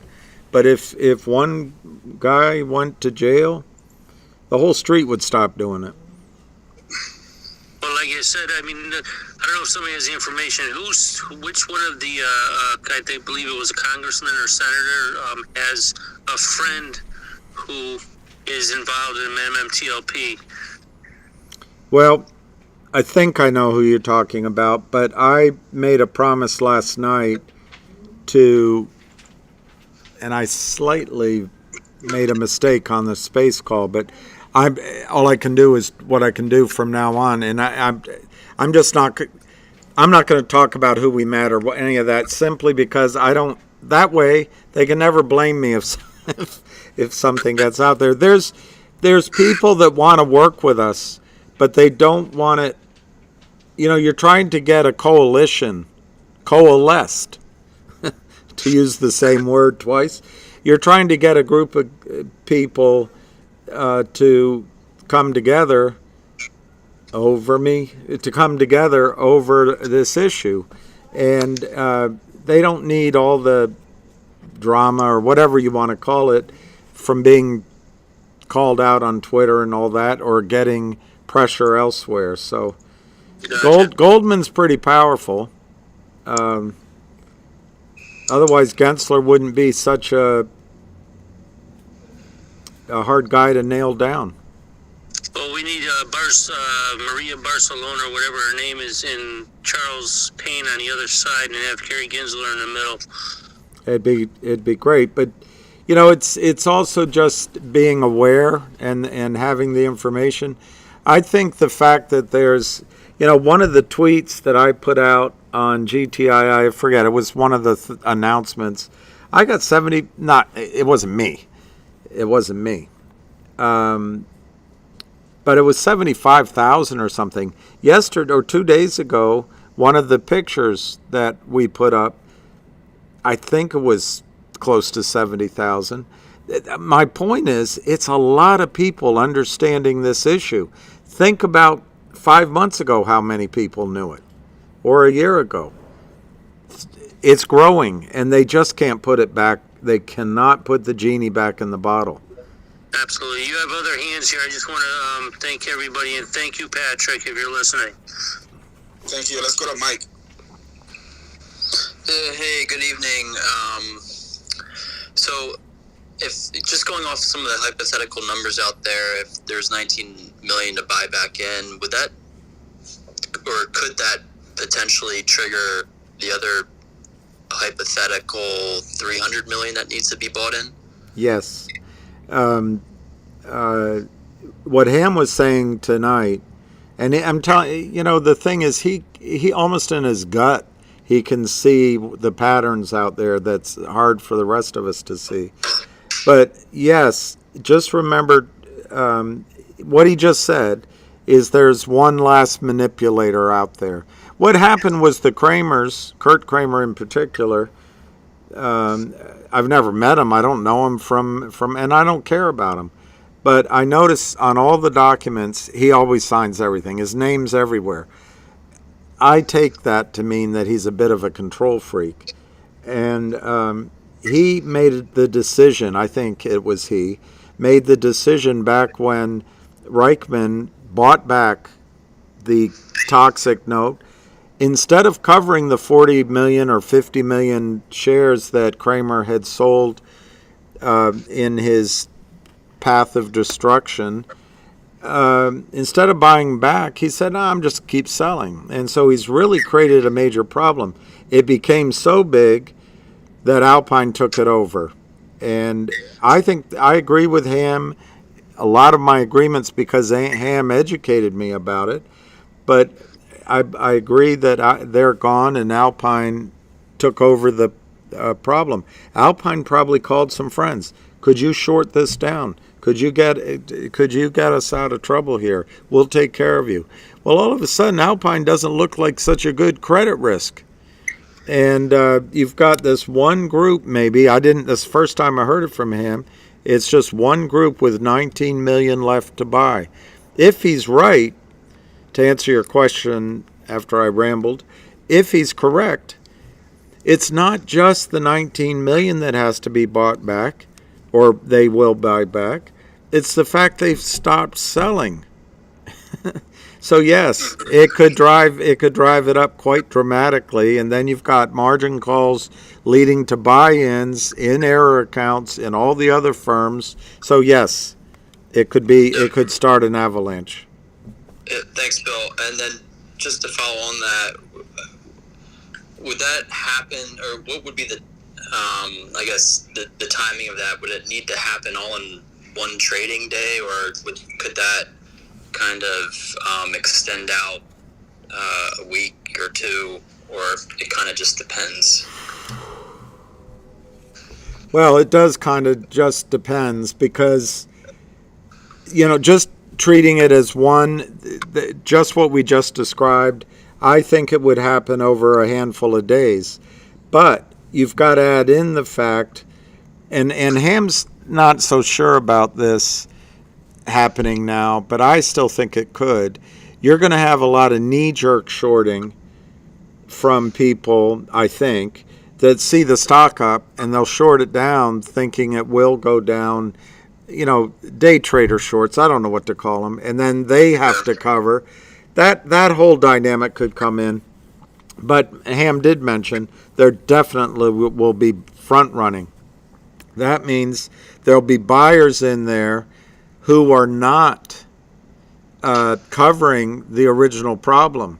So this thing could take, longer. What I think you got to think of is any drawing of a mountain range or Alps that you've seen. It takes a while to get up to the peaks, and there's violent ups and downs. But my guess is it'll be it could be the actual squeeze that goes to the top. I don't think it'll take more than a couple of days, but it could take a couple of weeks or three weeks for that to start. If there's other players, if they're not, I could see what you just suggested is if the 19 million started buying in and there's no selling, and then you got margin in other firms, it could happen very quickly. That's why you got to have your GTC orders in. All right, great. Yeah, thanks for your perspective, Bill. I appreciate it. Well, I hope it helped. I mean, yours is probably better than mine. No. Let's go to JD. You have the mic. Good evening, guys. I got a question for William. What are your thoughts on the market overall and the massive shorting that's going on, not with just GTI, but many of the stocks across the markets? And what's the end game for the shorts? Because, I mean, they're shorting like they're on a suicide mission, no return. And I mean, I think overall, they can't afford to let even one stock really run, because they know probably many of the investors, retail, are going to just take their funds.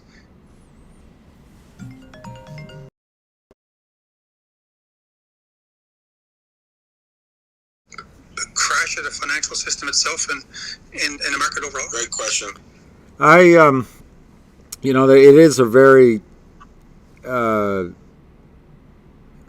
it is a terrific question, and there's a lot of answers to it. I will start with one thing. When you work on Wall Street, as I did, Ham did, you work and you fight and you're competing with everyone else.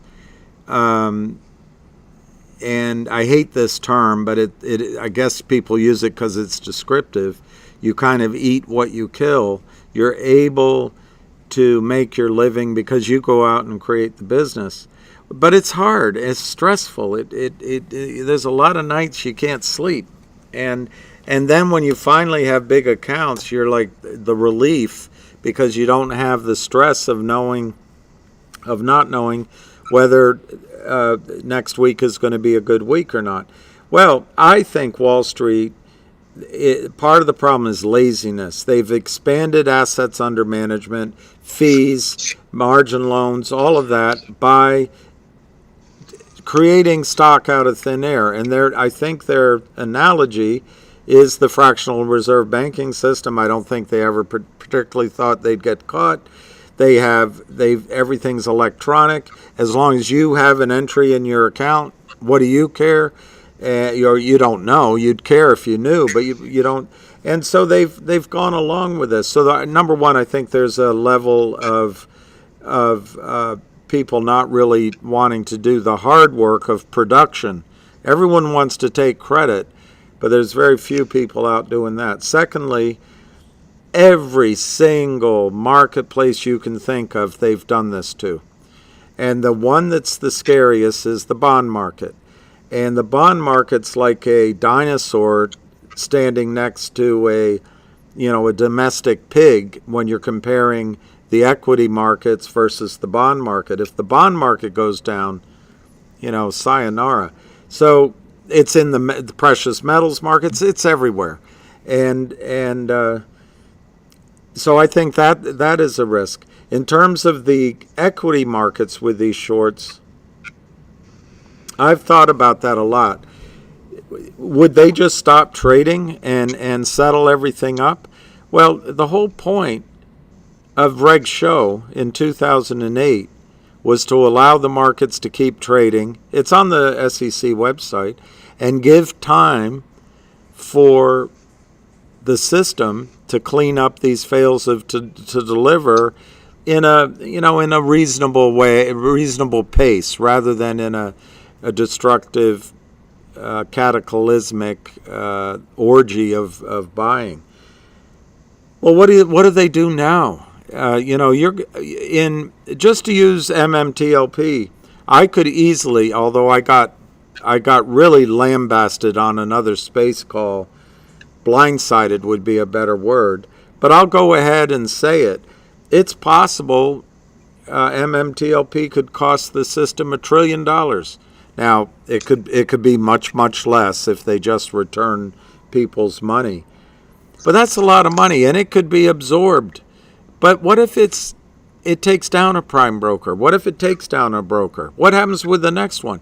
GTII could be 10, 20, 30 billion dollars. It could be $100 billion. That's bigger than FTX. It could rattle the market. But then it's the follow-ons, because everyone will start imitating. As soon as one of these goes, everybody will be looking for the next one, and there will be a next one. So I guess the last thing I would say is the markets are all a con game, just like the dollar is a con game. Everything's a confidence game. They want you to get back to snoring and going through life trusting them, and I just don't think that's going to happen again. Not after all this awareness. Hey, William. Yeah, I went on too long. Sorry. How many shareholders in GTII? I know we have 65,000 plus, but just kind of curious, how many shareholders in the GTII stock? I don't know that answer. I think it's more concentrated, but I haven't heard the number, so I can't answer. I don't know the answer. I don't think it's 65,000. Could be, but I don't think it's that big. I thought I read somewhere it's like 42,000 or something, but I just wanted to confirm. I heard that. Now that you mention it, I saw that number. But let me find out rather than just BS about it. I'll find out. All right, I wanted 100 to chime in to that question. JD, can you rephrase your question one more time?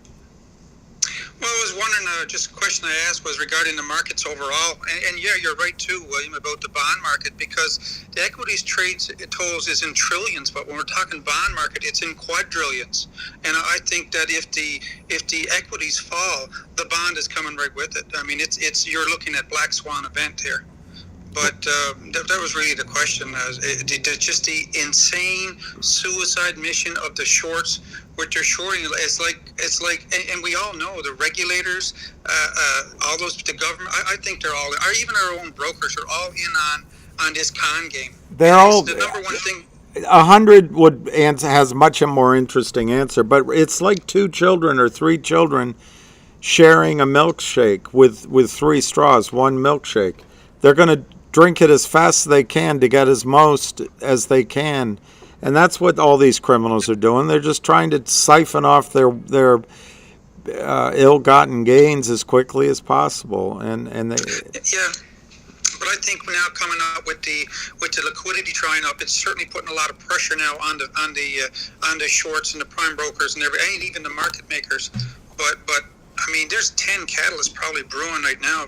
Everything from the banks failing to even the petrodollar. I mean, liquidity is drying up. But I would like to know 100's thoughts on all this also. Yep. Well, what I will say is you're 100% right. The bond market is probably going to be your leading indicator, especially the T3s. Your 3-month bonds are just they're already starting to go havoc, and you've got credit swaps, returns that are getting ridiculously, out of this world right now, and it's in every single asset class you could possibly think of, especially real estate and auto. So if these bonds continue to, peak on the front end, the bond market is just gonna go haywire, and it's gonna force stocks to just crash. So it will have a residual effect across many different industries, whether it's part of the stock market or not, and that's the reality of the situation. And you're right, it would cause a black swan event. The concern here, just bringing it back to the way that these I guess brokers, counter brokers, primary brokers, primary market makers, primary banks, there would be a catastrophic effect on how they do business, and there will be one or two that will lose their charter. I really do feel that is going to happen, especially with ongoing litigation. So, it's gonna get crazy, and it's already starting. I just wonder if their way out is the CBDC that's coming. If the government thinks that that the CBDC is going to bail the whole system out, that's what I mean. Because why would they continue shorting at such a crazy? Well, there's not just to bring in the dollar, which people and our debt and all that. I personally think it's all in the news right now, and everybody's talking about it. So I don't think it's going to happen imminently, because normally things that bring markets down are not what you're talking about. But anyway, and I'm not trying to be political, but the war that we're having, I think we're at war with Russia on the ground in Ukraine, and I think they're hoping that a war will hide all these sins, and they won't have to answer for it, or in that war they can inflate it away. Anyway, that's just something that I think. I agree with you on Russia. Yeah, we're, even if we don't have boots on the ground, we're certainly funding it. But it's not just war. It's the subprime mortgage. It's the commercial real estate. It's just mortgages in general. I mean, credit card debt. Everything across the financial system is overburdened with debt, including the government. There's a restaurant here. There's a restaurant here in D.C. called Bistro de Coin. I just ran into the owner, who's been a friend of mine as an acquaintance for many, many years. And he just he speaks French, no, monsieur. But he said he has to pay the wait staff $8 an hour, but they get tips. One of his barmaids makes $95,000 a year. And then he's saying in the kitchen, it's $30 an hour they're getting. So he's gone from 7 days a week down to 6. But the thing that it came, and he said the whole plate, the meals are going to have to go up in price. And we talked about how you can't afford things. And I just don't think it's sustainable anymore. We're living in an illusion that all of this,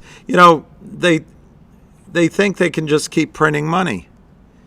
But that's based on the dollar having a value. I'm not sure that's sustainable. Let's go to another hand. I'm sorry, JD. Just another waiting. No, I just want to say thanks for all you guys do. Busy, William, all you guys, 100, and the Ham, great community. And I just continue to buy and hold and accumulate. Thank you. Thank you, JD. So let's go to Sean. You have the mic. Hey, the reason why I first jumped up before I continue the conversation that we had, because that was great. William, I know you're a numbers guy, so something that people don't know or may not know it. If you go to analytics.twitter.com, it's something that's run through Twitter, and you can actually go back and look through all of your posts and look at your exposure, and you'll be able to check to see, which of your posts have done better, which have done worse. And it will give you a good view of if you're ever looking to try to increase you were saying before, you were looking at your visibility and how far of the reach your posts are getting. That'll give you a good breakdown in charts. I'll try to remember that, but I'm just not that interested in myself. I was just talking about how it showed to me how much interest is out there, both in GTII and MMTLP. That's all. It's at least 150,000 people. It's probably more like 200,000. That's a big number. It's a big number. If they each tell 2 people and they tell 2 people, all of a sudden, you got a lot of people to fool. And I don't think they're going to be able to fool you guys again. done? What's the record? I just checked what that analytics thing that you gave me. I have a 1.82 million impressions. Jesus, homie, good shit.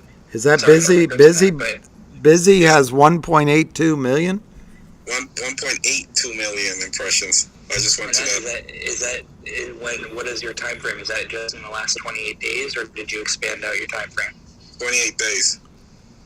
Yeah, so yeah, you Busy alone, your tweets, your posts and all that have garnered 1.1 or whatever that was million impressions alone. So just think about that, William. That's one person. So if you got 1.0001 penny, if you got a share of DBMM for every impression. Oh, anyway. All right, let's go to another hand. Real quick before I pass on, just to add on to the conversation you were having, the other two ones that I watch a lot are the reverse repo market and then the discount window that they just expanded. Like you said, there's straws and they all funnel from the same straws and they all drink from it. The Fed and the bank, they've just increased the dependency on it, and then they pull the money from the federal swaps. You guys, I mean, what's happening in the repo market right now? Where you're up 2.4 million, I think was the record this week or last week. Mm-hmm. So it's double what it was over a year ago. And I remember about a year and a half ago, we were just cruising around $1 million in reverse repos on the daily market, or trillion, I should say. So $2.4 trillion on a daily reverse repo is insane in my eyes. Mm-hmm. Mm-hmm. And it's been like that for like a year and some change already. June it broke 2 trillion of last year. Thank you for that, Sean. Thank you. I'm gonna step back down. Thank you guys for the great comment. Thank you. And the other Sean Garcia dropped off. Sean Garcia. Oh, there he goes. All right, let's go back to him. I know that he had a drop. Bye, Sean. Hey, Will? Yes? My question is for you. Can you hear me? Yeah, I can hear you, Sean. So my question is, payment for order flow is illegal everywhere in the countries except for here. Do you ever seen it being banned here in the United States? If so, what would be the straw that breaks the camel's back to make that happen? The first word you said in your question I missed. What is illegal? Payment for order flow. Oh, payment for order flow. Well, it's look, payment for order flow, I think, leads to some abuses and et cetera. But I personally think that's Gary Gensler's way of distracting, showing that he's working on something, but it's distracting from the fact that that they have to settle the trades. And I think on the issues that we should worry about, that's pretty low on the list. But payment for order flow allows groups like Citadel and Goldman and the rest to collect data and front run you.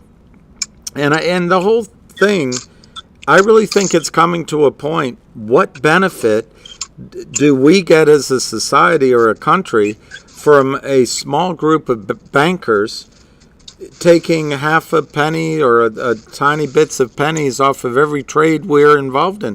What benefit is in there? I don't see any benefit. But anyway. Oh, yeah. We're the only country that actually allows payment for order flow. The last country to ban it, I think, was a year and a half ago, or maybe a year, was the EU.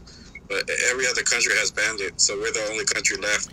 Well, you still got Griffin and the rest saying that it provides liquidity.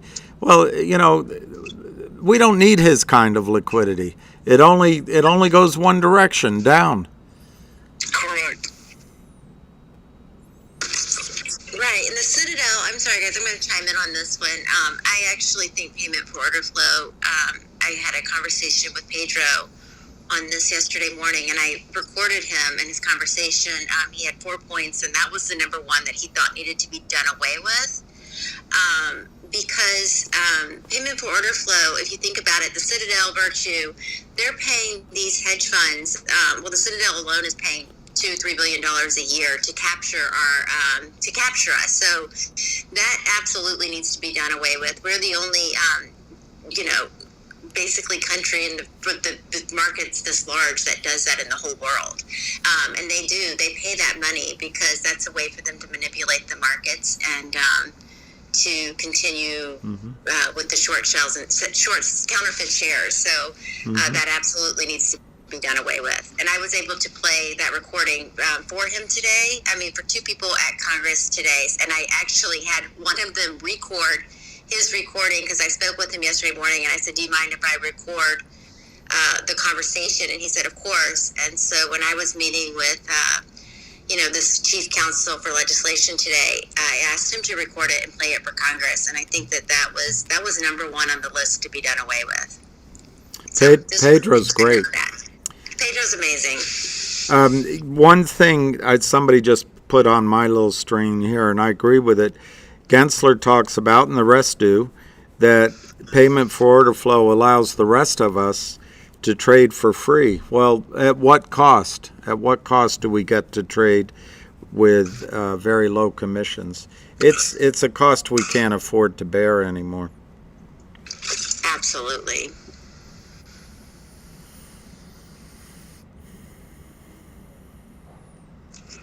That's all. I'll jump to the mic. Thank you, Sean. Let's go to swing. Go swing. Hey guys. Hey William, Anna, you're a rock star. Thank you guys for going to DC. I wish I could have joined you this time, but I will next, I promise. But it's not just payment for order flow. It's best price execution along with payment for order flow. You have a bid and an ask. When it comes to fractional shares on companies that are just beaten down, you're talking about hitting the stock. Like I'll use metamaterials as a perfect example. 2009. The ask is below the current price. Hypothetically, it moved up a few hundredths of a percent or a few hundredths of a change, but they pinned the price just like they did, and they did it through the dark pools every single time. They did it through GNS. Me and Busy were both, involved in that one. Me heavily invested in metamaterials. It's not just payment for order flow, it's the best price execution. So best price execution, let's say that the stock is pinned at 50 cents, right? The stock, the ask is pinned at 50 cents. You have somebody on the bid that's saying 49, and then you'll have a dark pool trade that comes in. It's 150,000 shares, and it's below the ask and the bid. It's complete. It's fraud. That's fraud. That is fraud. Price discovery disappears. The whole point of the market is for price discovery, and if you do that, it's gone. Yep, and not just that. And when they use the options market, a lot of these companies have been beaten down so bad, I don't even understand how they even have an options chain anymore. But here we go. They create. I've never seen an option for 50 cents ever. And I've been trading a long time. I've never seen an option for 50 cents. Do you think sorry, I interrupted you. I was going to ask you a question on it. No, go ahead, Mr. Do you think it's because they can use the options in some sort of way when they do, I don't have the vocabulary, but a credit default swap, when they write a contract like a credit default swap, it's obviously not in equity, but they write a side contract. Do they use the options as a hedge or a pricing mechanism as a guide to write a side letter agreement that hedges the risks while they're shorting a stock? Well, okay, so all of these companies that are just heavily beaten down, and I've noticed this a lot, not just in metamaterials, but BBIG, AMC, you'll see these massive, like GameStop had a massive put, and I want to say it was over $1 billion. Wow. It was either yesterday that I read that or the day before, but that's a hedge. Okay, so when all of these companies are looking for cash and they do offerings, I mean, they have to have money, unless they just have insane amounts of revenue, like big, blue chips, right? Mm-hmm. It's very rare for a blue chip company to go out and say, hey, look, we're going to do a reverse stock split. The one company that I was extremely intrigued by doing a reverse split was General Electric. Mm-hmm. I was like, why in the hell would they be doing this? But they were constantly beaten down. Mm-hmm. They've done exponentially better. And I believe a lot of these other CEOs are looking at the way that GE did what they did. And they said, oh, well, this is the model we're going to go with. And we spoke to these brokers and they said, oh, yeah, go for it. Now you've got all these small cap companies that are doing reverse splits, 50 to 1s. And I mean, look at what was Hellbiz, it's now MCOM, CEI. There's so many companies out there that are just getting brutalized by the same attacks. So the options chain and these offerings, okay, so let's say that a company like, I'm going to say, I don't know, Jayden Street comes in and they purchase 10 million shares of metamaterials, right? Mm-hmm. Let's say that they have a fixed price, we're going to say it's $1. Mm-hmm. They have X amount of time that holds on to those shares at that price, and after that, they gain interest by loaning those shares out. Right. Let's say it's only 180 days or 90 days, whatever. Right. They're gaining money every time the stock dumps. Don't think for 1 second that they haven't reached out to somebody and said, hey, time's expired, go ahead and hammer it down. We want to make some money off of this. Okay, there's no catalyst anytime soon. And there's a long and a short side of how the options market work, but the locates, and what I've noticed, it is very rare for a particular stock to follow any type of stable coin or any type of cryptocurrency. Mm-hmm. It's very rare. And I watch a lot of stocks every day. Even after hours, I look at all of crypto, all what I'm interested in. But when metamaterials goes up, Dogecoin goes up, and I have to believe that there's some type of correlation because it's every single time. Like 99.9% of the time, if Dogecoin goes up, metamaterials goes up. What's the correlation between those two? I have to think that there's some type of link between the offshore trades that, or the FTDs and the locates. I don't know how it works, but there are TRCH coins that were created. And I don't know how it works. I really don't. I've been wanting to talk to Huckleberry about this, and I don't have a good enough understanding of that, actually how it happens, but... Yeah, I'd like to learn what that is.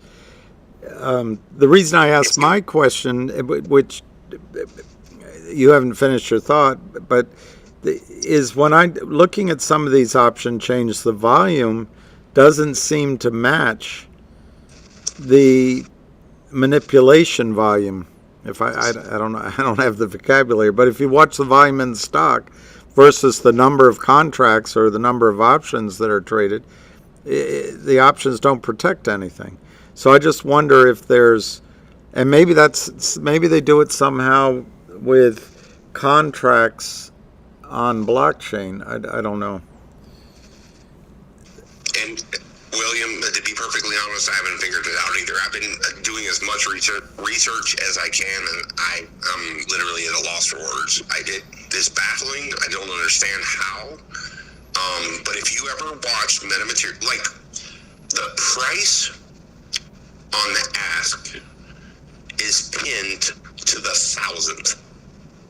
And it's usually below the ask. Like the stock price is like 20009, right? Mm-hmm. And you'll see the ask, it's 2008. Mm-hmm. There was a pretty decent amount of volume today, yet the stock price dropped. Let's see real quick. I think 100 could answer that question, by the way, Swing. Awesome. It dropped 6% today, 6.36%, and then it rose 2.26 after hours. But the bid and ask, they don't make sense. 100, you there? If you want to... Yeah, give me a second. Yeah, no problem. Let's go to Sean, and then we'll go back to 100. So, one of the things you mentioned, Swing, was the pop in the cryptos, and then in correlation to certain stocks. One of the things Pedro had talked about a few months ago in one of his space,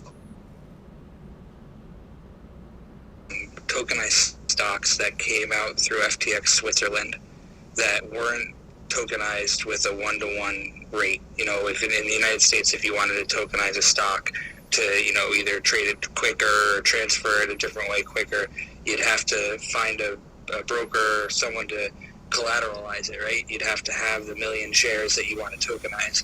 But what they found for a long time, that FTX Switzerland was tokenizing stocks without the collateral. So as crypto firms were going down and these random wallets of tokenized stocks were being found, you'd have to, all of a sudden they'd be scrambling for locates, right? Because the firm's going to go under, that crypto firm is all of a sudden looking at their books and they're like, whoa, we have a wallet that we just found that's got 1,000 shares of this or 1 million shares of this, and we need to find the locates before they come looking at these books. So that was a big tie to a lot of that random pop when it came to crypto and stocks popping at the same time, especially the meme stocks.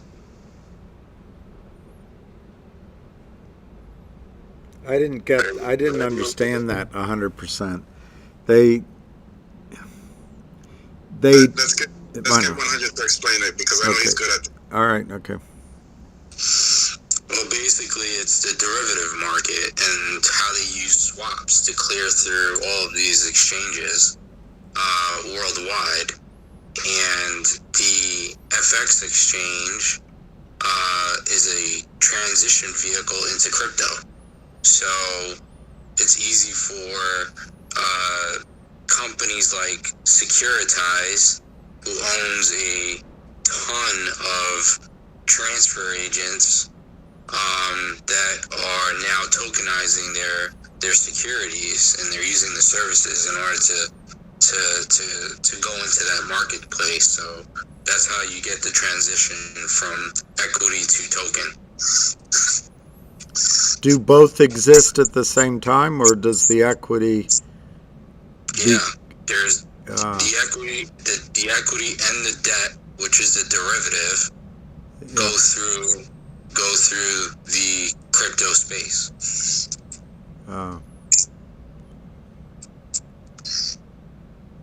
Wow. Yeah. No wonder Gensler is worried. Well, he wants to call XRP a security, but he doesn't want to call Ethereum or Bitcoin a security. They'll claim Bitcoin is a commodity, but it's not a security. But they'll say Ethereum is not a security, but under his breath he knows it is. So it's a play. It's a game. Yeah. It's a threat to the banks. Go ahead, Q Taman. Hey, real quick question for you, Will. You remember last night when I gave you my theory as to next bridge hydrocarbons and metamaterials potentially being bled out by these short hedge funds stalling for time in terms of, essentially waiting it out so that NextBridge and Metamaterials run out of revenue. Remember when I gave you that theory? I remember that. Okay. So I just had a question for you. How confident are you that NextBridge and Metamaterials would be able to survive, let's say, the rest of this year without financing if it drags on for that long? Well, I think NextBridge, just to separate the two, NextBridge as an oil and gas company with wealthy people there and a property, they're going to, regardless of this, all of this that's going on, they're going to move forward with alacrity. Are we glitching? Are we glitching? No, we're not. They're going to move forward at a pace to develop those resources and create value, which is going to improve your position. My understanding is, although I stand to be corrected, they have enough money to meet their lease requirements this year, the drilling commitments this year. So I don't see a problem in a year's time frame where NextBridge is going to bleed out, as you put it. MMAT, I listened to that call, and it's fascinating, this technology to me. Batteries are the next thing to conquer, and there's revenue there. So if he can get to the point where his revenues grow, all of a sudden he doesn't need to go get financed, you have a chance. But that financing deal troubles me. I didn't study it completely, but it troubles me, and I feel badly for it. I'm worried these cross notes. Apparently, NextBridge, MMTLP borrowed money from MMAT, and they were supposed to pay it. And anyway, I don't know that that's everyone's friends right now, and I don't know that that's going to be a problem. But the biggest risk is lawyers, and lawyers will sue about everything, and they'll go put a claim on NextBridge, and NextBridge will have a hard time raising money. That's why NextBridge has separated themselves. Everyone wants them to join in the fight. They have to stay separate. They didn't do anything wrong. Why should they come back and create obligations for themselves that are unknowable? And anyway, I'm getting off of your full question. I think NextBridge is going to be just fine. I'm worried about the financing that MMAT took. I agree. That's something I had a concern about too. But I mean, I'm with you on the batteries. If they can get mass production on those batteries, I think they'll be okay. But they've got to be speedy with it. Well, and the question is, I didn't see the results of their financing. If they raised enough money to get through to the next milestone, which is, it sounds like it needs to not only be cash flow, but maybe profits. Who knows? But enough money that they don't have to go back to these criminal market maker, these so-called financiers. Then you've got a company that can grow, can start buying back stock, and they can get away from the criminals. But anyway, we'll see. Apparently their battery's better than anyone else's. So this filament, or whatever you call it, that separates, that prevents the batteries from exploding and getting on fire, it's better than the rest. So I guess it's a race against time. But the criminals destroy everything. Let's go to Sir Victor. Sir Victor, are you there? Yeah, I'm here. So I had a question about, there's a ticker I was watching. It's an OTC market, and I saw 100 share volume was all that was traded. Very first one in the morning, and it dropped it by over 25%. with no volume. That's all it takes. It takes 100 shares. Depends on the bid in the air. Today, PRTT sitting at 80 cents. Somebody bought 250 shares. It went to $1. Right? Another 2,500 shares later, back to 82 cents. It only takes 100 shares. One share can't do it. It has to be a 100 share block to move that price. Right? It depends on how lightly it's traded. So it's a very lightly traded stock. That's called liquidity. Yep.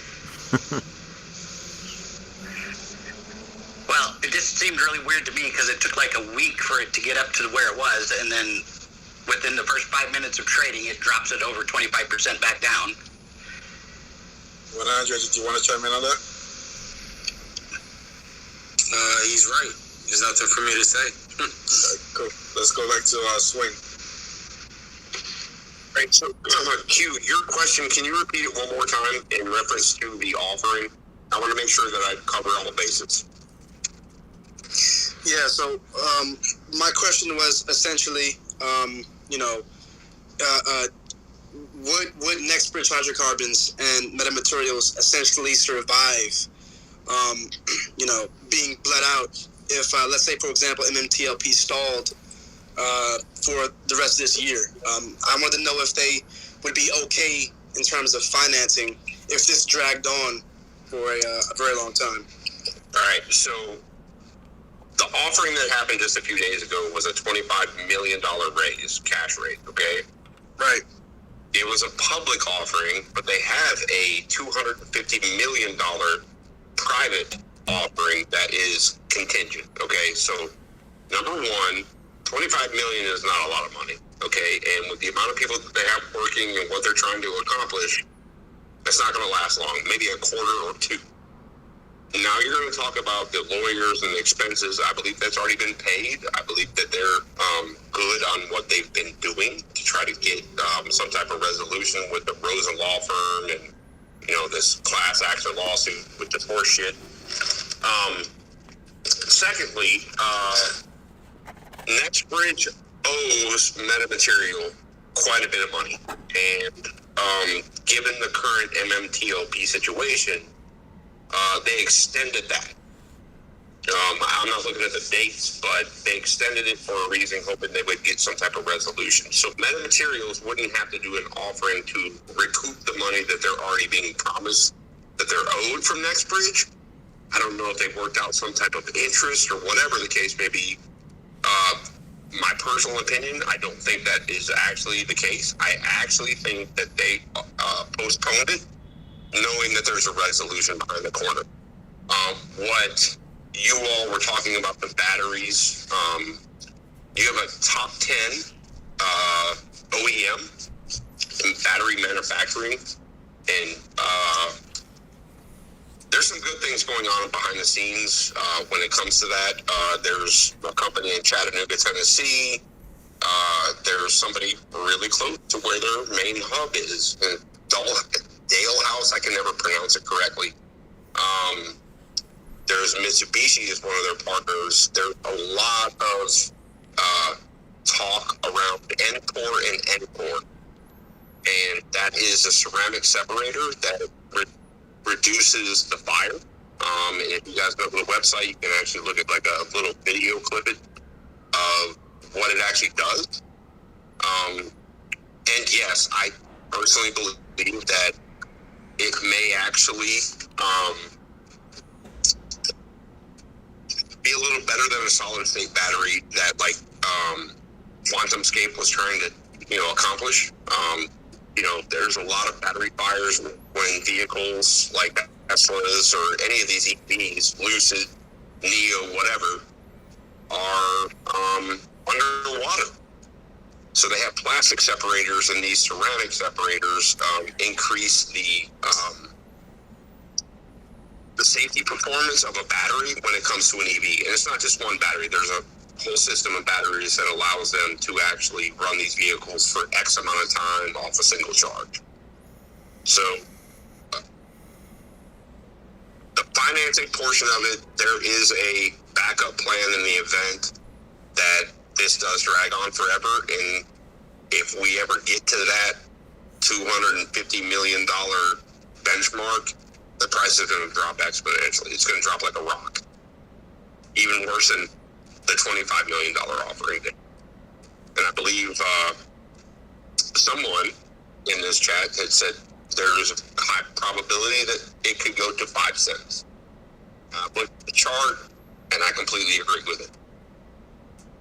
Does that mean I'm going to stop buying? Absolutely not. I was attracted to the stock price at 20 cents, but now it's like, just keep letting it drop. I'm not going to buy anymore until I see the bottom. There's got to be some news. There's got to be some type of, there's got to be something. I mean, something in the works that we don't know about. And if there's not, I'm going to be highly perturbed. And I'm going to go back to listener, guys. I'm building some shelves in the garage. I just busy. Thank you, William, and everybody Thank you else. for that. Thank you for that description. Hey, Busy, I just wanted to say real quick that it's been 2 hours and 45 minutes. You know, I'm not trying to, say anything bad. I'm just trying to let you know we've been on the phone for almost 3 hours, so keep that in mind. Thank you.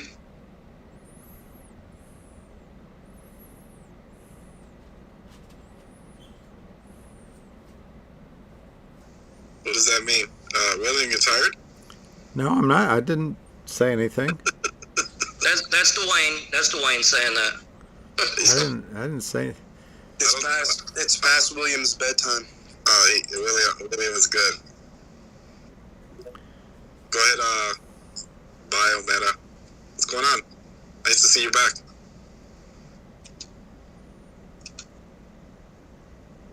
Biometa, go ahead. You have the mic. You got to unmute yourself. Okay, here I am. Okay, I actually meant to text you the other night saying I apologize for last week. Never again. My question is... What? You didn't do anything wrong. I know. You were great. I have a lot of information I really need to... I've been watching the hockey tonight, so I got to look after myself.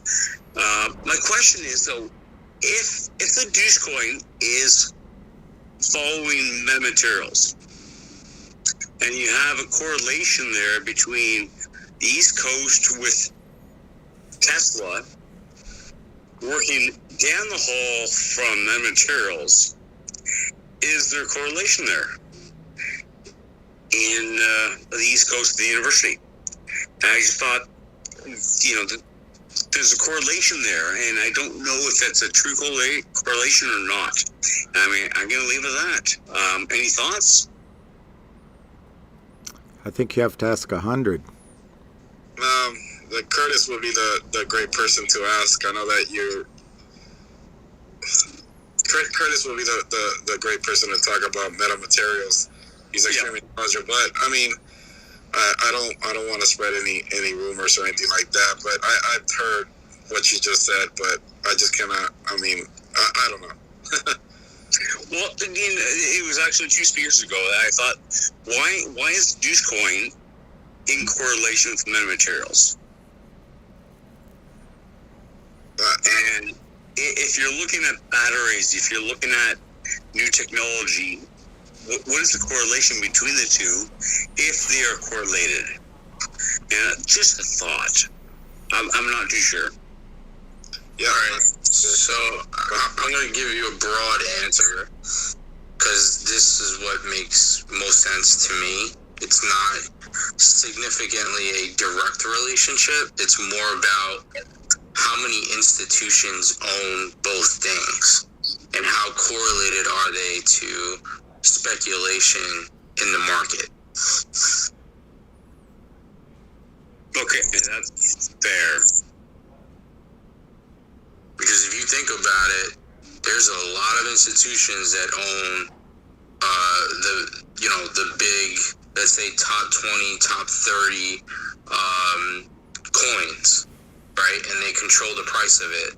And then you have institutions that do own Meta, right? Like significant ones, including Vanguard. And then you look at the relationship that connects to ETFs. and exchange trade, index funds, right? So these are in almost every pension fund or retirement vehicle in the world, right? So it's not hard to see the correlation at this time. You're looking at more macro instead of a micro correlation, I guess. We're not looking at materials saying there's a correlation to Tesla with the batteries out of Nova Scotia, more so than you're looking at the huge exchange for futures or new technology. Yeah, because it's money flow that forces all of these entities and their prices in one direction all at the same time for that reason. Sorry, I was just looking in tonight and I thought, well, why is there a correlation there? So I'll drop down. Thank you so much. I appreciate it. No problem.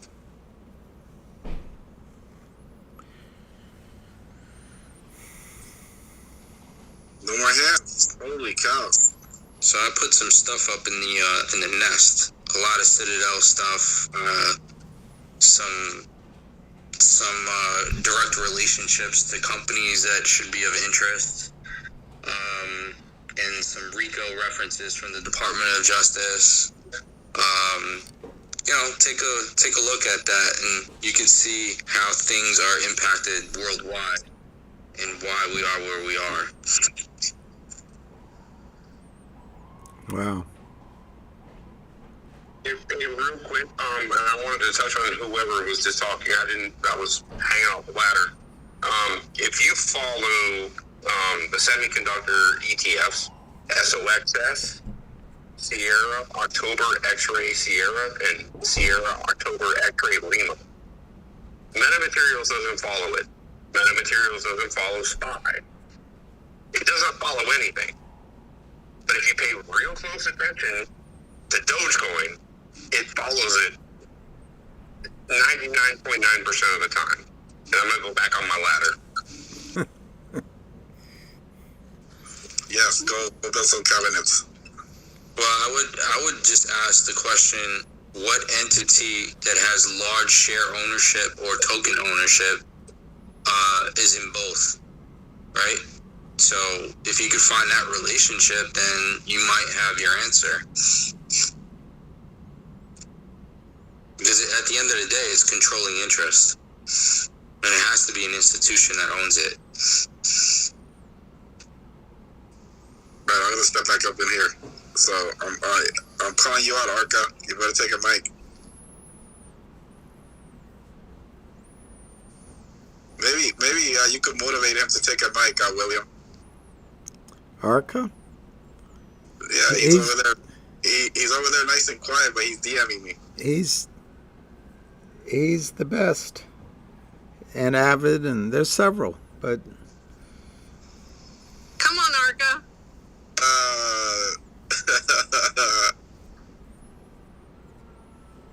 Peer pressure, Arca. Get up here.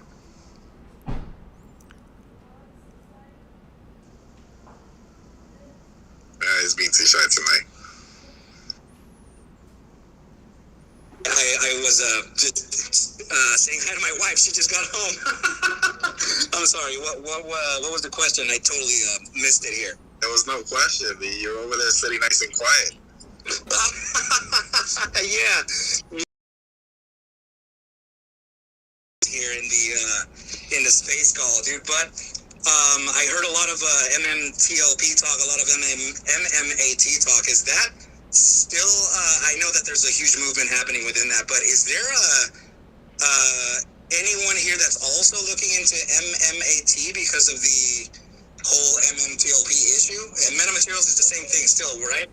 I'm sorry, I'm a little green in that area. Anybody, go ahead. Yeah, they're separate companies. However, NextBridge is a wholly owned subsidiary of metamaterials. So there is some relation to them. However, but they are separate entities with a very similar relationship.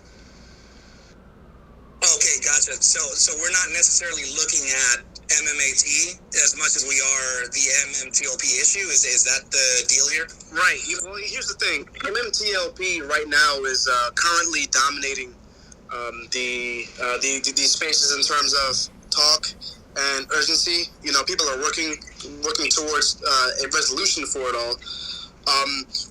What the huge deal is between the MMTLP and MMAT is that MMTLP, when that pays out, it's expected that MMAT is going to go up because of the sentiment Travis, you're that has pretty been good. going on for about a year and a half, that once MMTLP pays out, that a large majority of investors will put profits into MMAT. So they kind of sort of go up synonymously. If one does good, the other does good.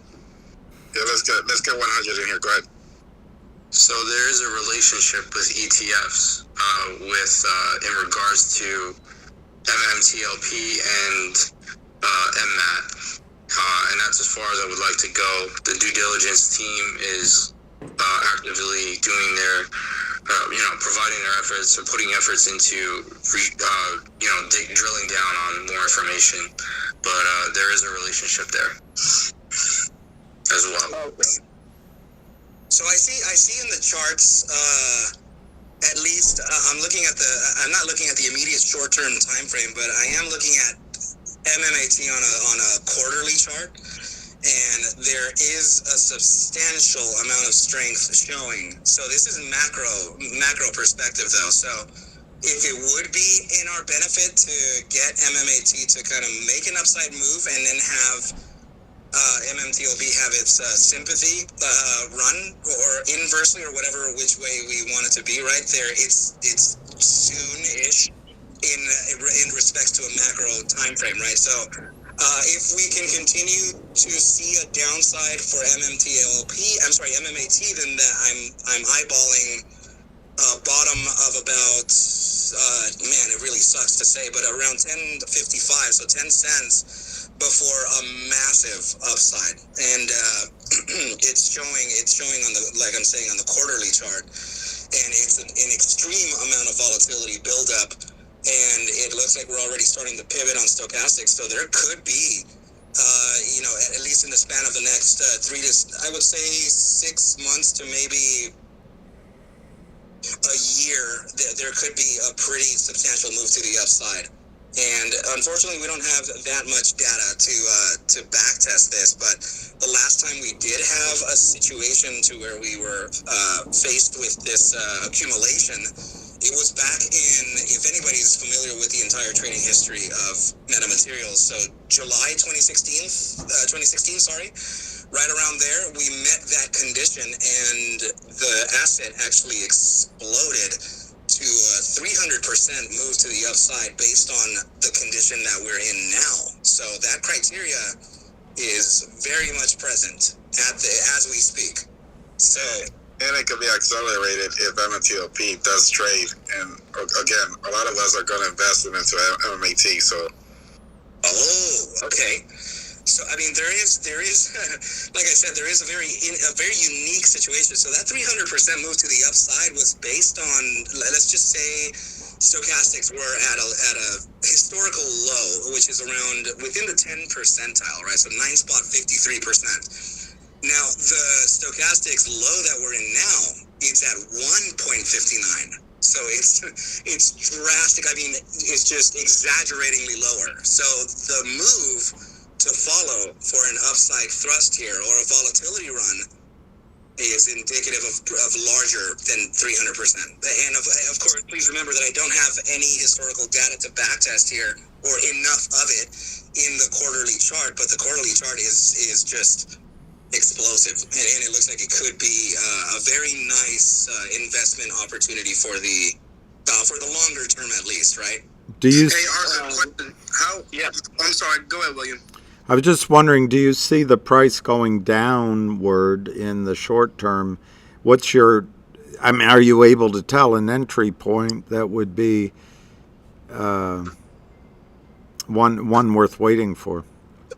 Yeah, absolutely. I can bring up First of all, I've never really said hello to you, William. So hello to you. Well, hello to you. I follow your videos, and I'm quite impressed with your work.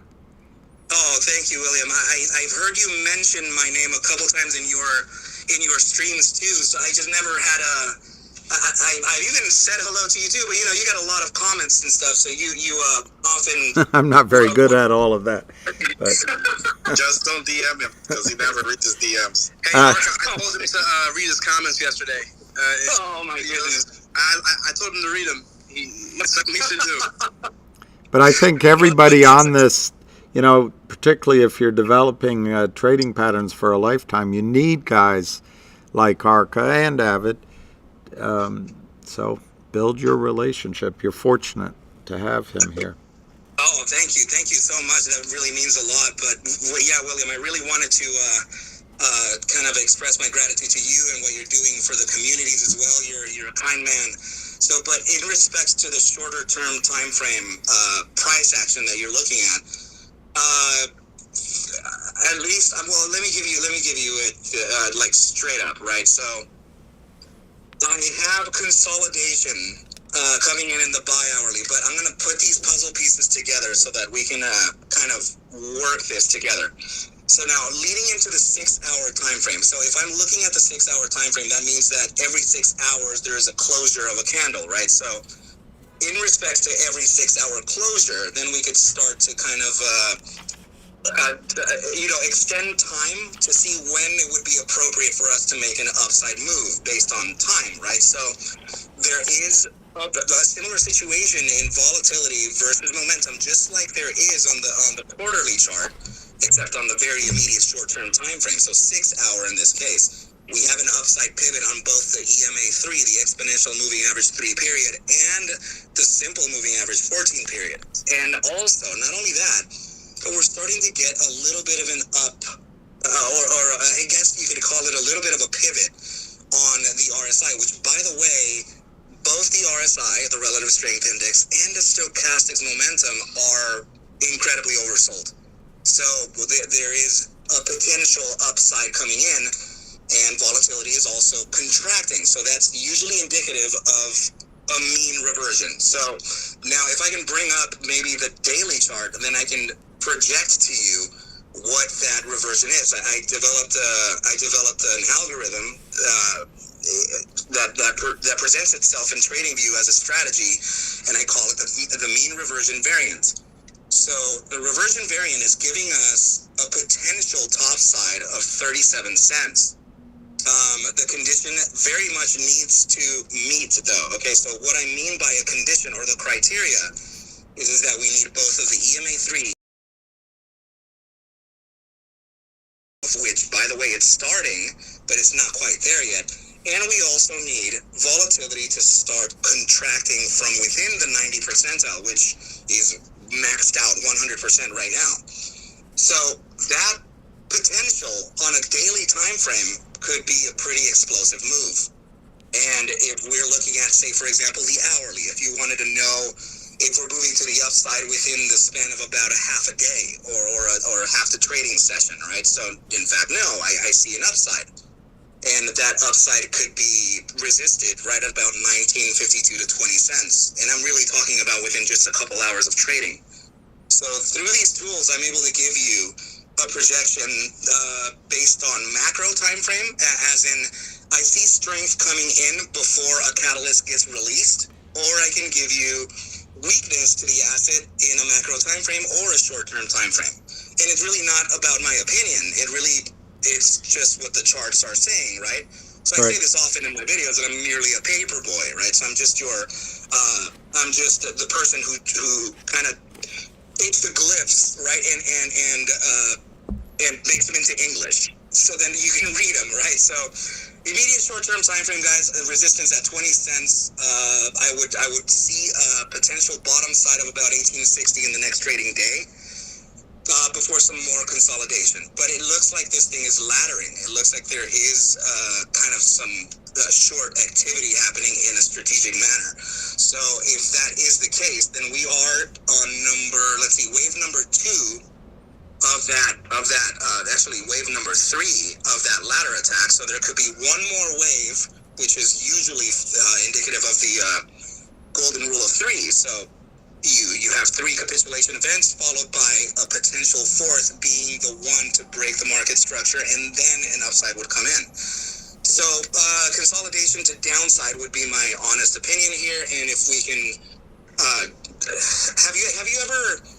This is a silly question. I know, William, you have, right? But anyone here in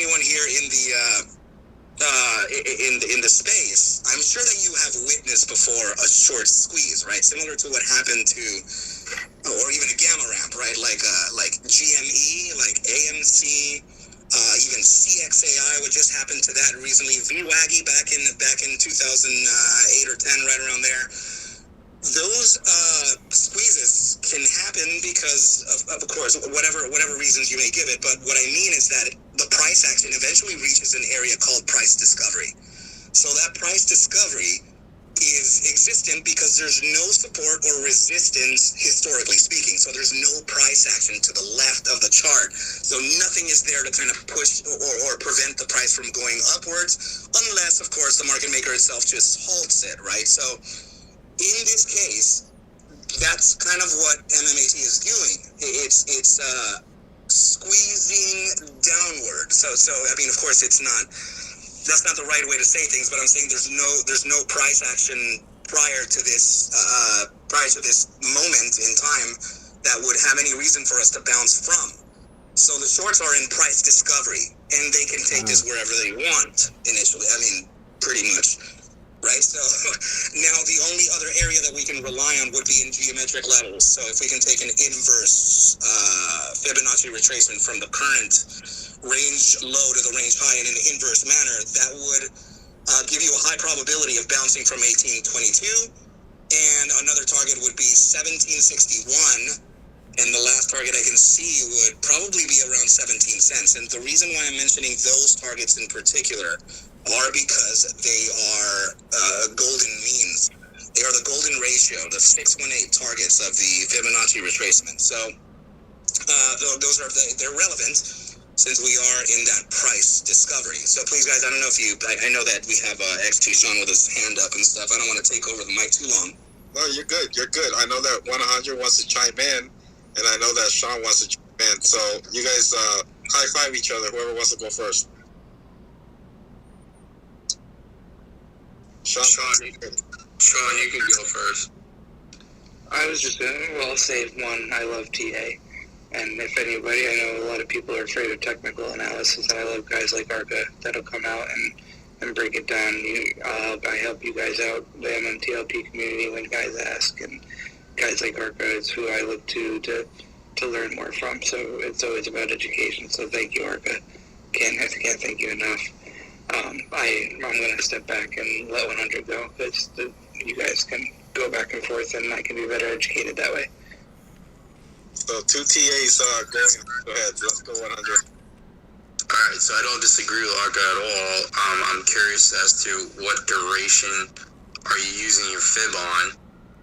That's one, and then I have something else that I'd like to add. My fib is taking into regards the hourly time frame in a very short term. Okay. So if we were to retrace actually from a daily time frame, then those targets naturally become a little deeper, right? So 1753 would be my first guess, and then we would look at 1583. Yeah. So, the space between 1642 at the 2 spot 272 to the 2 spot 618 1583. So that would be around the area where I would look for a bounce, at least in the medium term time frame.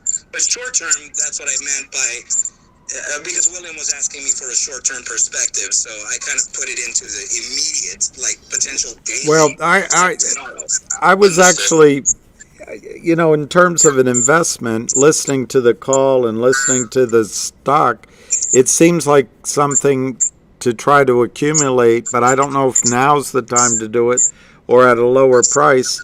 I do agree with you that it's probably something to hold for a longer, 6 months, a year, or whatever. I don't know. But. So what I wanted to try to hint at was the data you referenced 2016, and it doesn't go before that. And actually, TradingView shows it at 2011, and I have a low of 7 cents and a 10, and at 10 cents. So that gap's got to fill.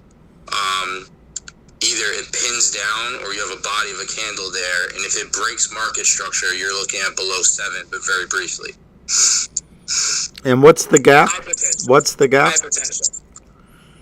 Oh, the gap is the space between the current price action, which is where are we, Mike? No, but I mean, let me see, 1893-ish, right? So the gap is, one of the gaps is between 1049 and 1853, and the second gap would be 7 cents to 1045, right? So, wow. At least in my personal opinion here, we have different traders and we have different strategists that all have success within their strategies, right? So please don't take this as anything weird, but in my personal experience, I do not find a gap to be needed to be filled. I'm sorry that I worded that so redundantly, right? So, but a gap doesn't actually have to fill, in my opinion. I really do feel that it can be forever left there, right? As there are plenty of gaps and several other tickers that have been left behind. But what you're saying, 100, is absolutely possible. There is an enormous amount of pressure, and in fact, the last 3-month candle, I'm sorry, not the last one, the one prior to that one, particularly to the last quarter of 2022, that had a huge buy pressure. So now the next red candle, right, which is the one that was prior to the one that we're in, we're talking about quarterly, three month candles here. The first quarter of the 2023 candle started the first iteration of higher bearish volume. Now, the current one that we're on is let's see, when is it ending? It's ending in 2 months and 10 days, and it's already more than half of the volume in the last 3 months. So, and it's quite new.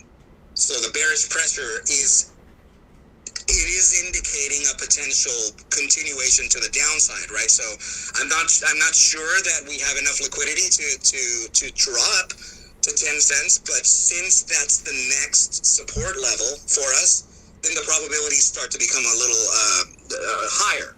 Right? We're talking about 2 months and 10 days for this candle to kind of close. So that's an eternity. Anything can really happen in that. Even if the price action actually just wicked, just flashed down into that target, then that's what it did, right? That's what I anticipate. I actually anticipate what you said about 10 cents would probably be an area that is highly probable for retail to enter. But when you see the 7 cent range, you will see probably a wick there or below, and no retail will be able to enter there. It would be institutionally controlled, or a market maker just pricing it down there so they could show it's a signal. And then the other aspect of it, non-technical related, is the fact that you've got so much pressure from so many different perspectives here in regards to not just litigation but congressional and media attention, that it would not surprise me that the manipulation of price action is heavily engaged and shorted down to that level just to instill some type of fear, or vice versa, to gain a stronger long position for anybody who is hedging against the short position as well. You would be very surprised to know. Yeah, absolutely, you're right. So you'll be very surprised that flash, the wicks down to 10 or even 7 cents, those are often liquidity grabs, and they are that particular liquidity grab would be to stop out the shorts, or it would just be a bear trap in a sense, right? Yeah, so we're on the same page. You were definitely on the same page. So if that's the case, we're looking at the most monumental. Wyckoff calls it a terminal shakeout. So it could be that very candle that would allow an enormous amount of buy limits triggered all at once, and then the buy pressure would literally max out volatility, and momentum would immediately spike up. But in all essence, the biggest, yes, you know what, we can leave it at this. The biggest demand zone that you're looking at for MMAT historically throughout its entire trading history is between 10 and 7 cents. That is the demand zone that this thing has to offer here. And I don't see it going below 7. If it does go below 7, of course, it would just be wicks here and there like any natural ebb and flow, right? But I strongly feel that zone would be explosive for this price action. Yep. That's great. That's perfect. That's why I love me some Arca. Well, both. I liked hearing both. Anyway, it's great. You got anything for us in regards of GTII Arca? I actually covered it just in my live stream recently, right? So, and it was a different perspective that of what I usually present, right? So, and I'm bringing up the chart right now. I'm still here. So, Travis, great comments. Great comments. Yesterday I agreed with every one of them. A very short-term hourly upside, and unfortunately, we didn't even get that, right? So, what I am noticing here is that we're retracing. I know that there are plenty of people in here who caught my very angry video release where I was kind of just giving it to the people who are being unreasonable or whatever. It doesn't matter. It's just I was upset, right? And I released a video saying aggressively that, well, if you guys want to know real quick where we're gonna go, I left it to saying that we're gonna essentially fail the 180 mark and make our way down all the way to 120, 121. Very likely for us to find a 121 bounce all the way to 180 again, and then from 180 we would go all the way back down to 121 again, and we would do that until the catalyst actually initiates or executes or is publicly announced, right? So, I mean, that's literally what's happening, and I didn't mean it in that way, like to say in spite, right? I just I was flustered, and I did say that we would be doing what we're doing now. So the failure of the 156 zone on GTII is I don't want to say imminent, but it's very close because we're knocking at the door of that support level, and my reversion variant algo actually flashed $1.56 as a not an inflection point, but a key support, right? So if it does fail it with a minimum, say, hourly candle or even a bi-hourly candle, then the next target naturally would be the actual inflection zone back to 130 to 121, and then that cycle begins again. We would see a huge bounce to the upside again, 50% to the upside, and that's where I was kind of yelling and screaming and ranting, right, that you could you know, while you hold your long shares, you could, create your own squeeze up and down this thing, well,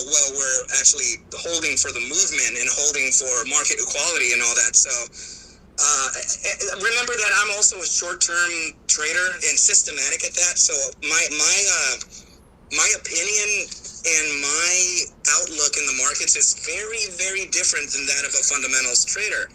I really don't have much to say about the fundamentals or the intricacies of what makes the gears spin within the company, right? So if I were to do that, then I would have a very different outlook too.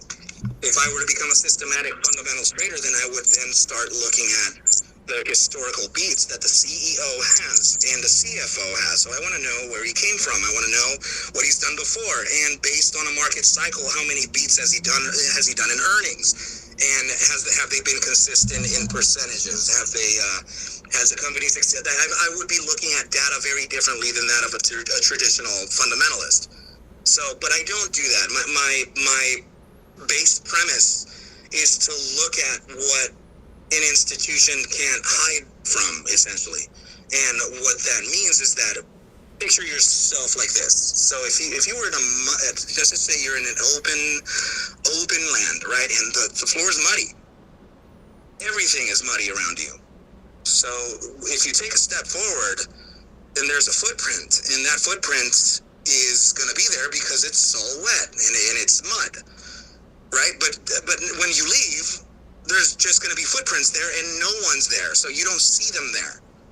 So my strategy is to look for those footprints using things that are inescapable, like volatility, like momentum.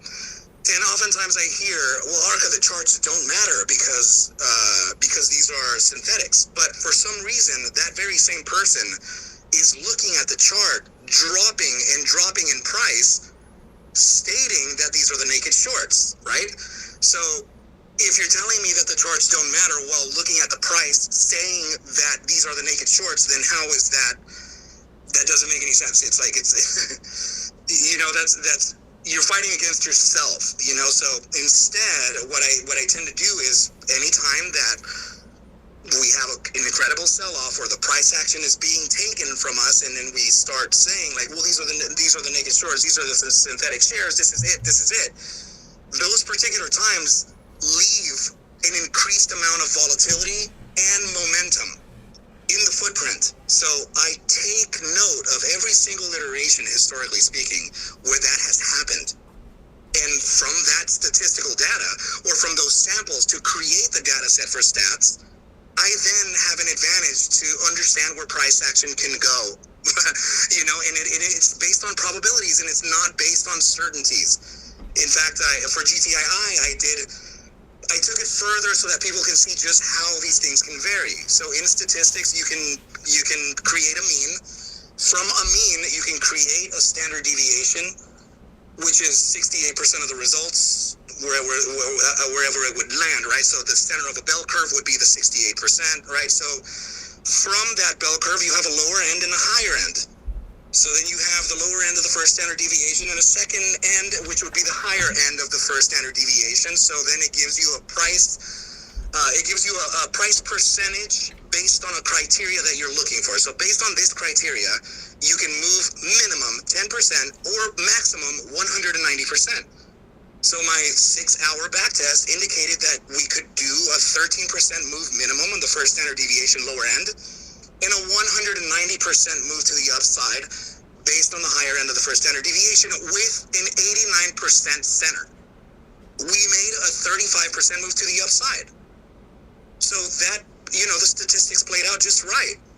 And that's generally what I look for, right? And that's what I told Ham. I told Ham, brother, I'm actually not against the community. This was way back when he first came by my channel. Right now, Ham and I are good. We're absolutely excellent now. So he was telling me about the charts and this and that, and I told him, brother, I'm actually looking at the mathematical concepts that institutions apply in their computers, and I want to play it against that way because I can, because I know math, right? So I did that, and then he started noticing that too, and everybody started noticing that there are probabilities here. So, guys, it's just I tend to look at markets based on probabilities, not by anything else. It's just data to me, you know. So I apologize if I don't express my care for the company itself, but it's not that. It's just that I care about the numbers, and most of all, I care about the people that are kind of being bamboozled. So maybe I can express a forecast system at least, right? So at least show you where the price can maybe go in the next day or maybe the next week. But guys, I've taken the mic too long. Please, just take over. You're good. Let's go. I know that Sean and 100 want to go at it again, so let's go 100. All right, now I just wanted to clarify, everything that Arca is talking about, using the fib and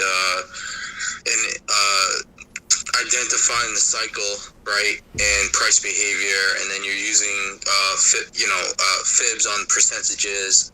I do the same thing. He's doing it on the short term. I'm doing it on the long.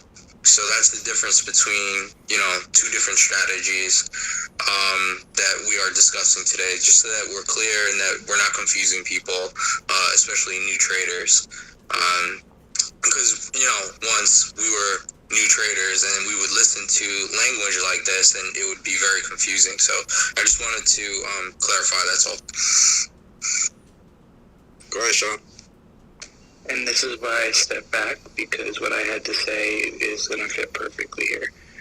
Arca, your original question was kind of along the lines, do you think the fallout or resolution of the MMTLP would have an effect thereon of MMAT, right? And I'm truly a believer of the conversation that was held earlier here and has been held many times, that any of these larger pushes, whether it be MMTLP, GTII, or any of these, conviction plays that we know the DD has been done on and is true, when they push, the domino effect is going to be real and the fallout is going to be real. And it doesn't matter really what ticker truly I think is in right now, or you may hold a bag in. I'm a younger trader. I think I'm one of the epitome of, this generation of traders, where I started probably about 5 or 6 years ago, teaching myself a little bit and learning a lot from YouTube, and then diving deeper and, taking videos like Arca's and other people's, and, teaching myself.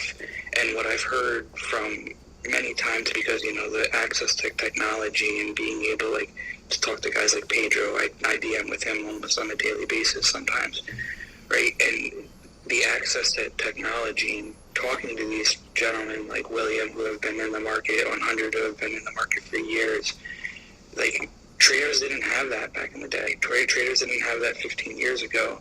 And I've heard many times, we've been in this unprecedented event, or I've never seen something like this.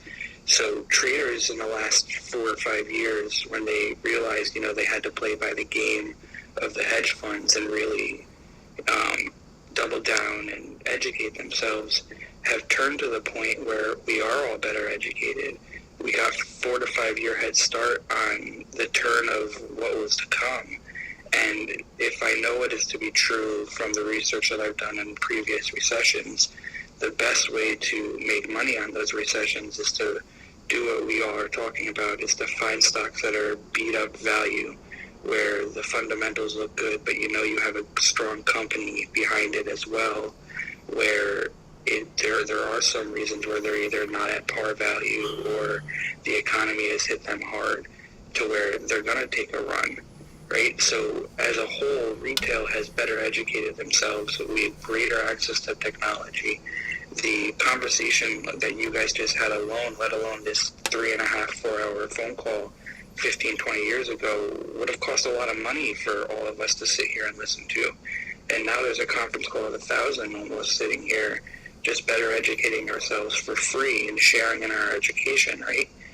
So if this does turn and one of the dominoes start to fall and they get caught, 4 or 5 years ago, yeah, maybe they would have been able to smooth their way out of it. But I think as a whole, retail at this point is so far well better educated that once the dominoes start falling, they're not going to be able to stop them, because we are that educated, we are that connected, that it's truly, in my eyes, I feel like a turning point in history if we keep pushing.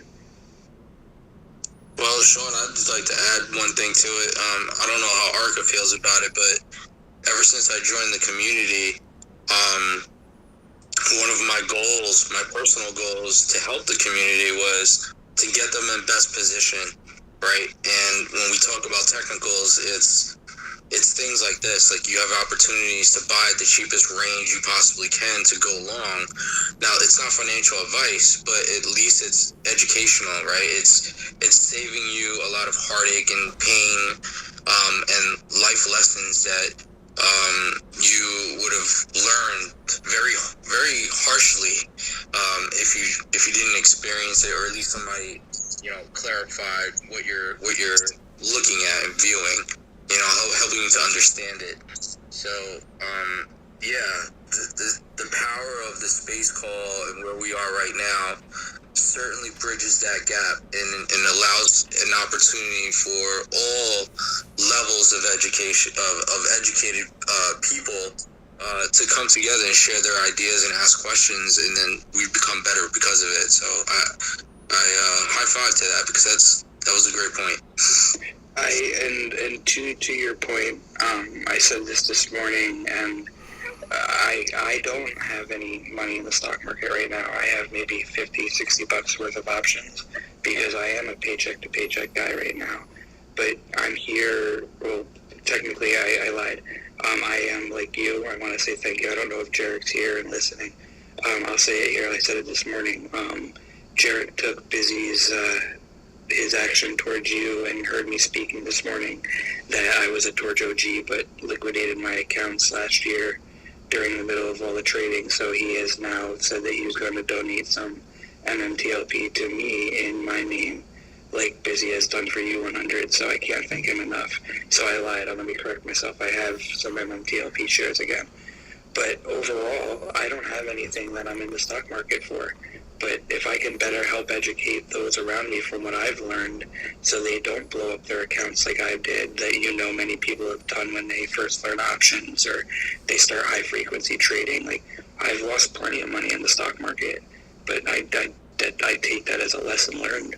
But if I can take that lesson learned and prevent someone else from blowing their account up, then that's, in my eyes, I've done better for that day. If I can help one trader during that day better learn to either DCA or read a chart or get involved in technicals so they can become a better trader, then my day is done, and that's a win in my book.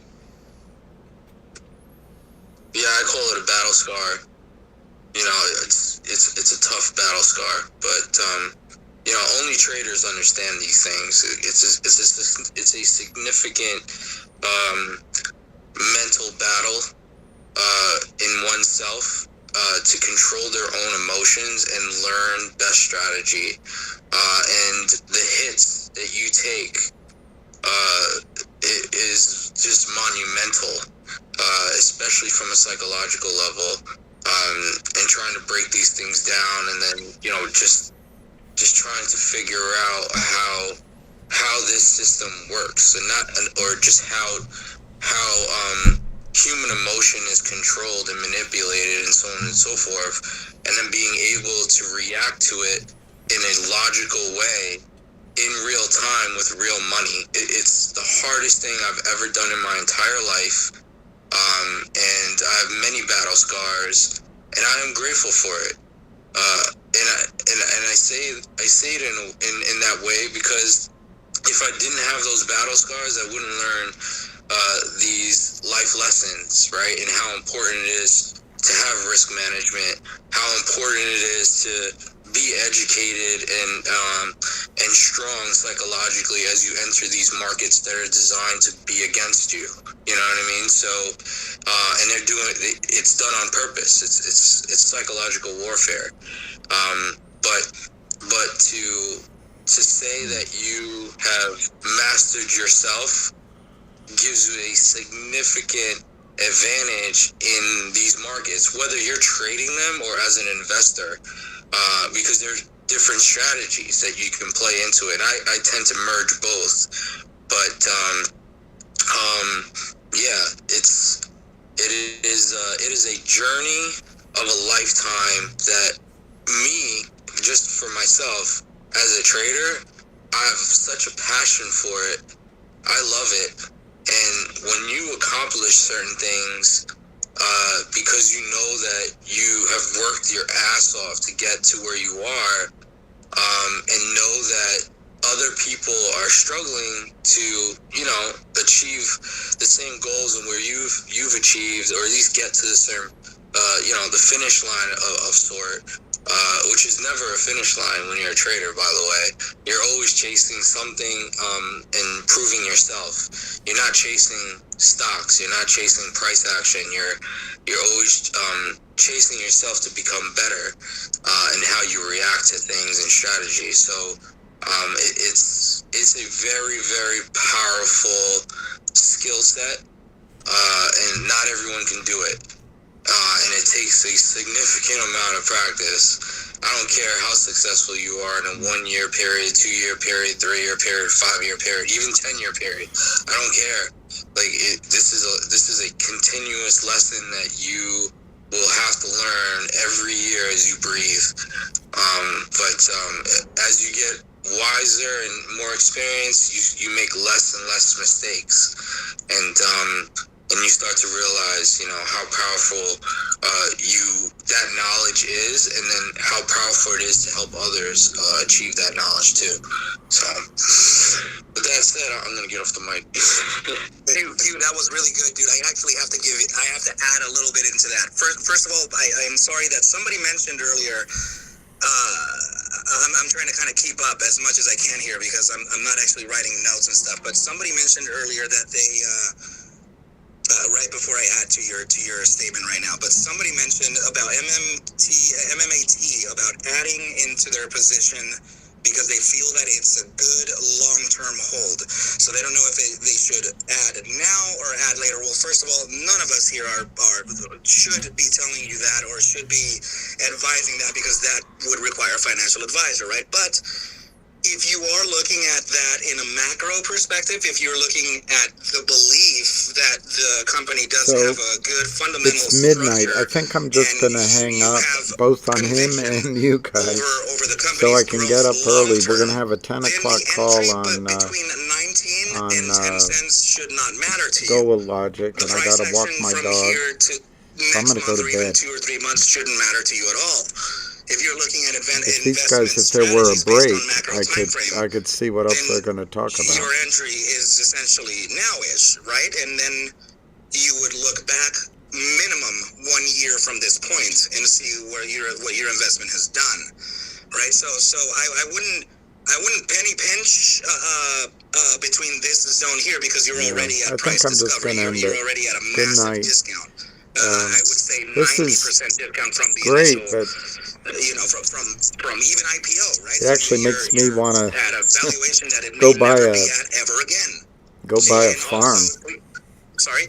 Yeah, so for all investors that are listening to this, not traders, if you've read the book Intelligent Investor by Benjamin Graham, the phrase is called margin of safety. You are in the margin of safety range right now. 100% be clear. Yep, exactly. And that you wouldn't want to it's just this is a massive discount, right? So looking 5 years down the line, oh my goodness, who knows? You know, it's just but prices have come down so far, you know. So now to add to Q, I think Alice, thank you. I think I'm going to say goodnight. Let me touch down on something very interesting. We're going to get going early in the morning. He said, you like the stock now, huh? You like it. But I think midnight is a good time to quit. So, peace, love, and happiness.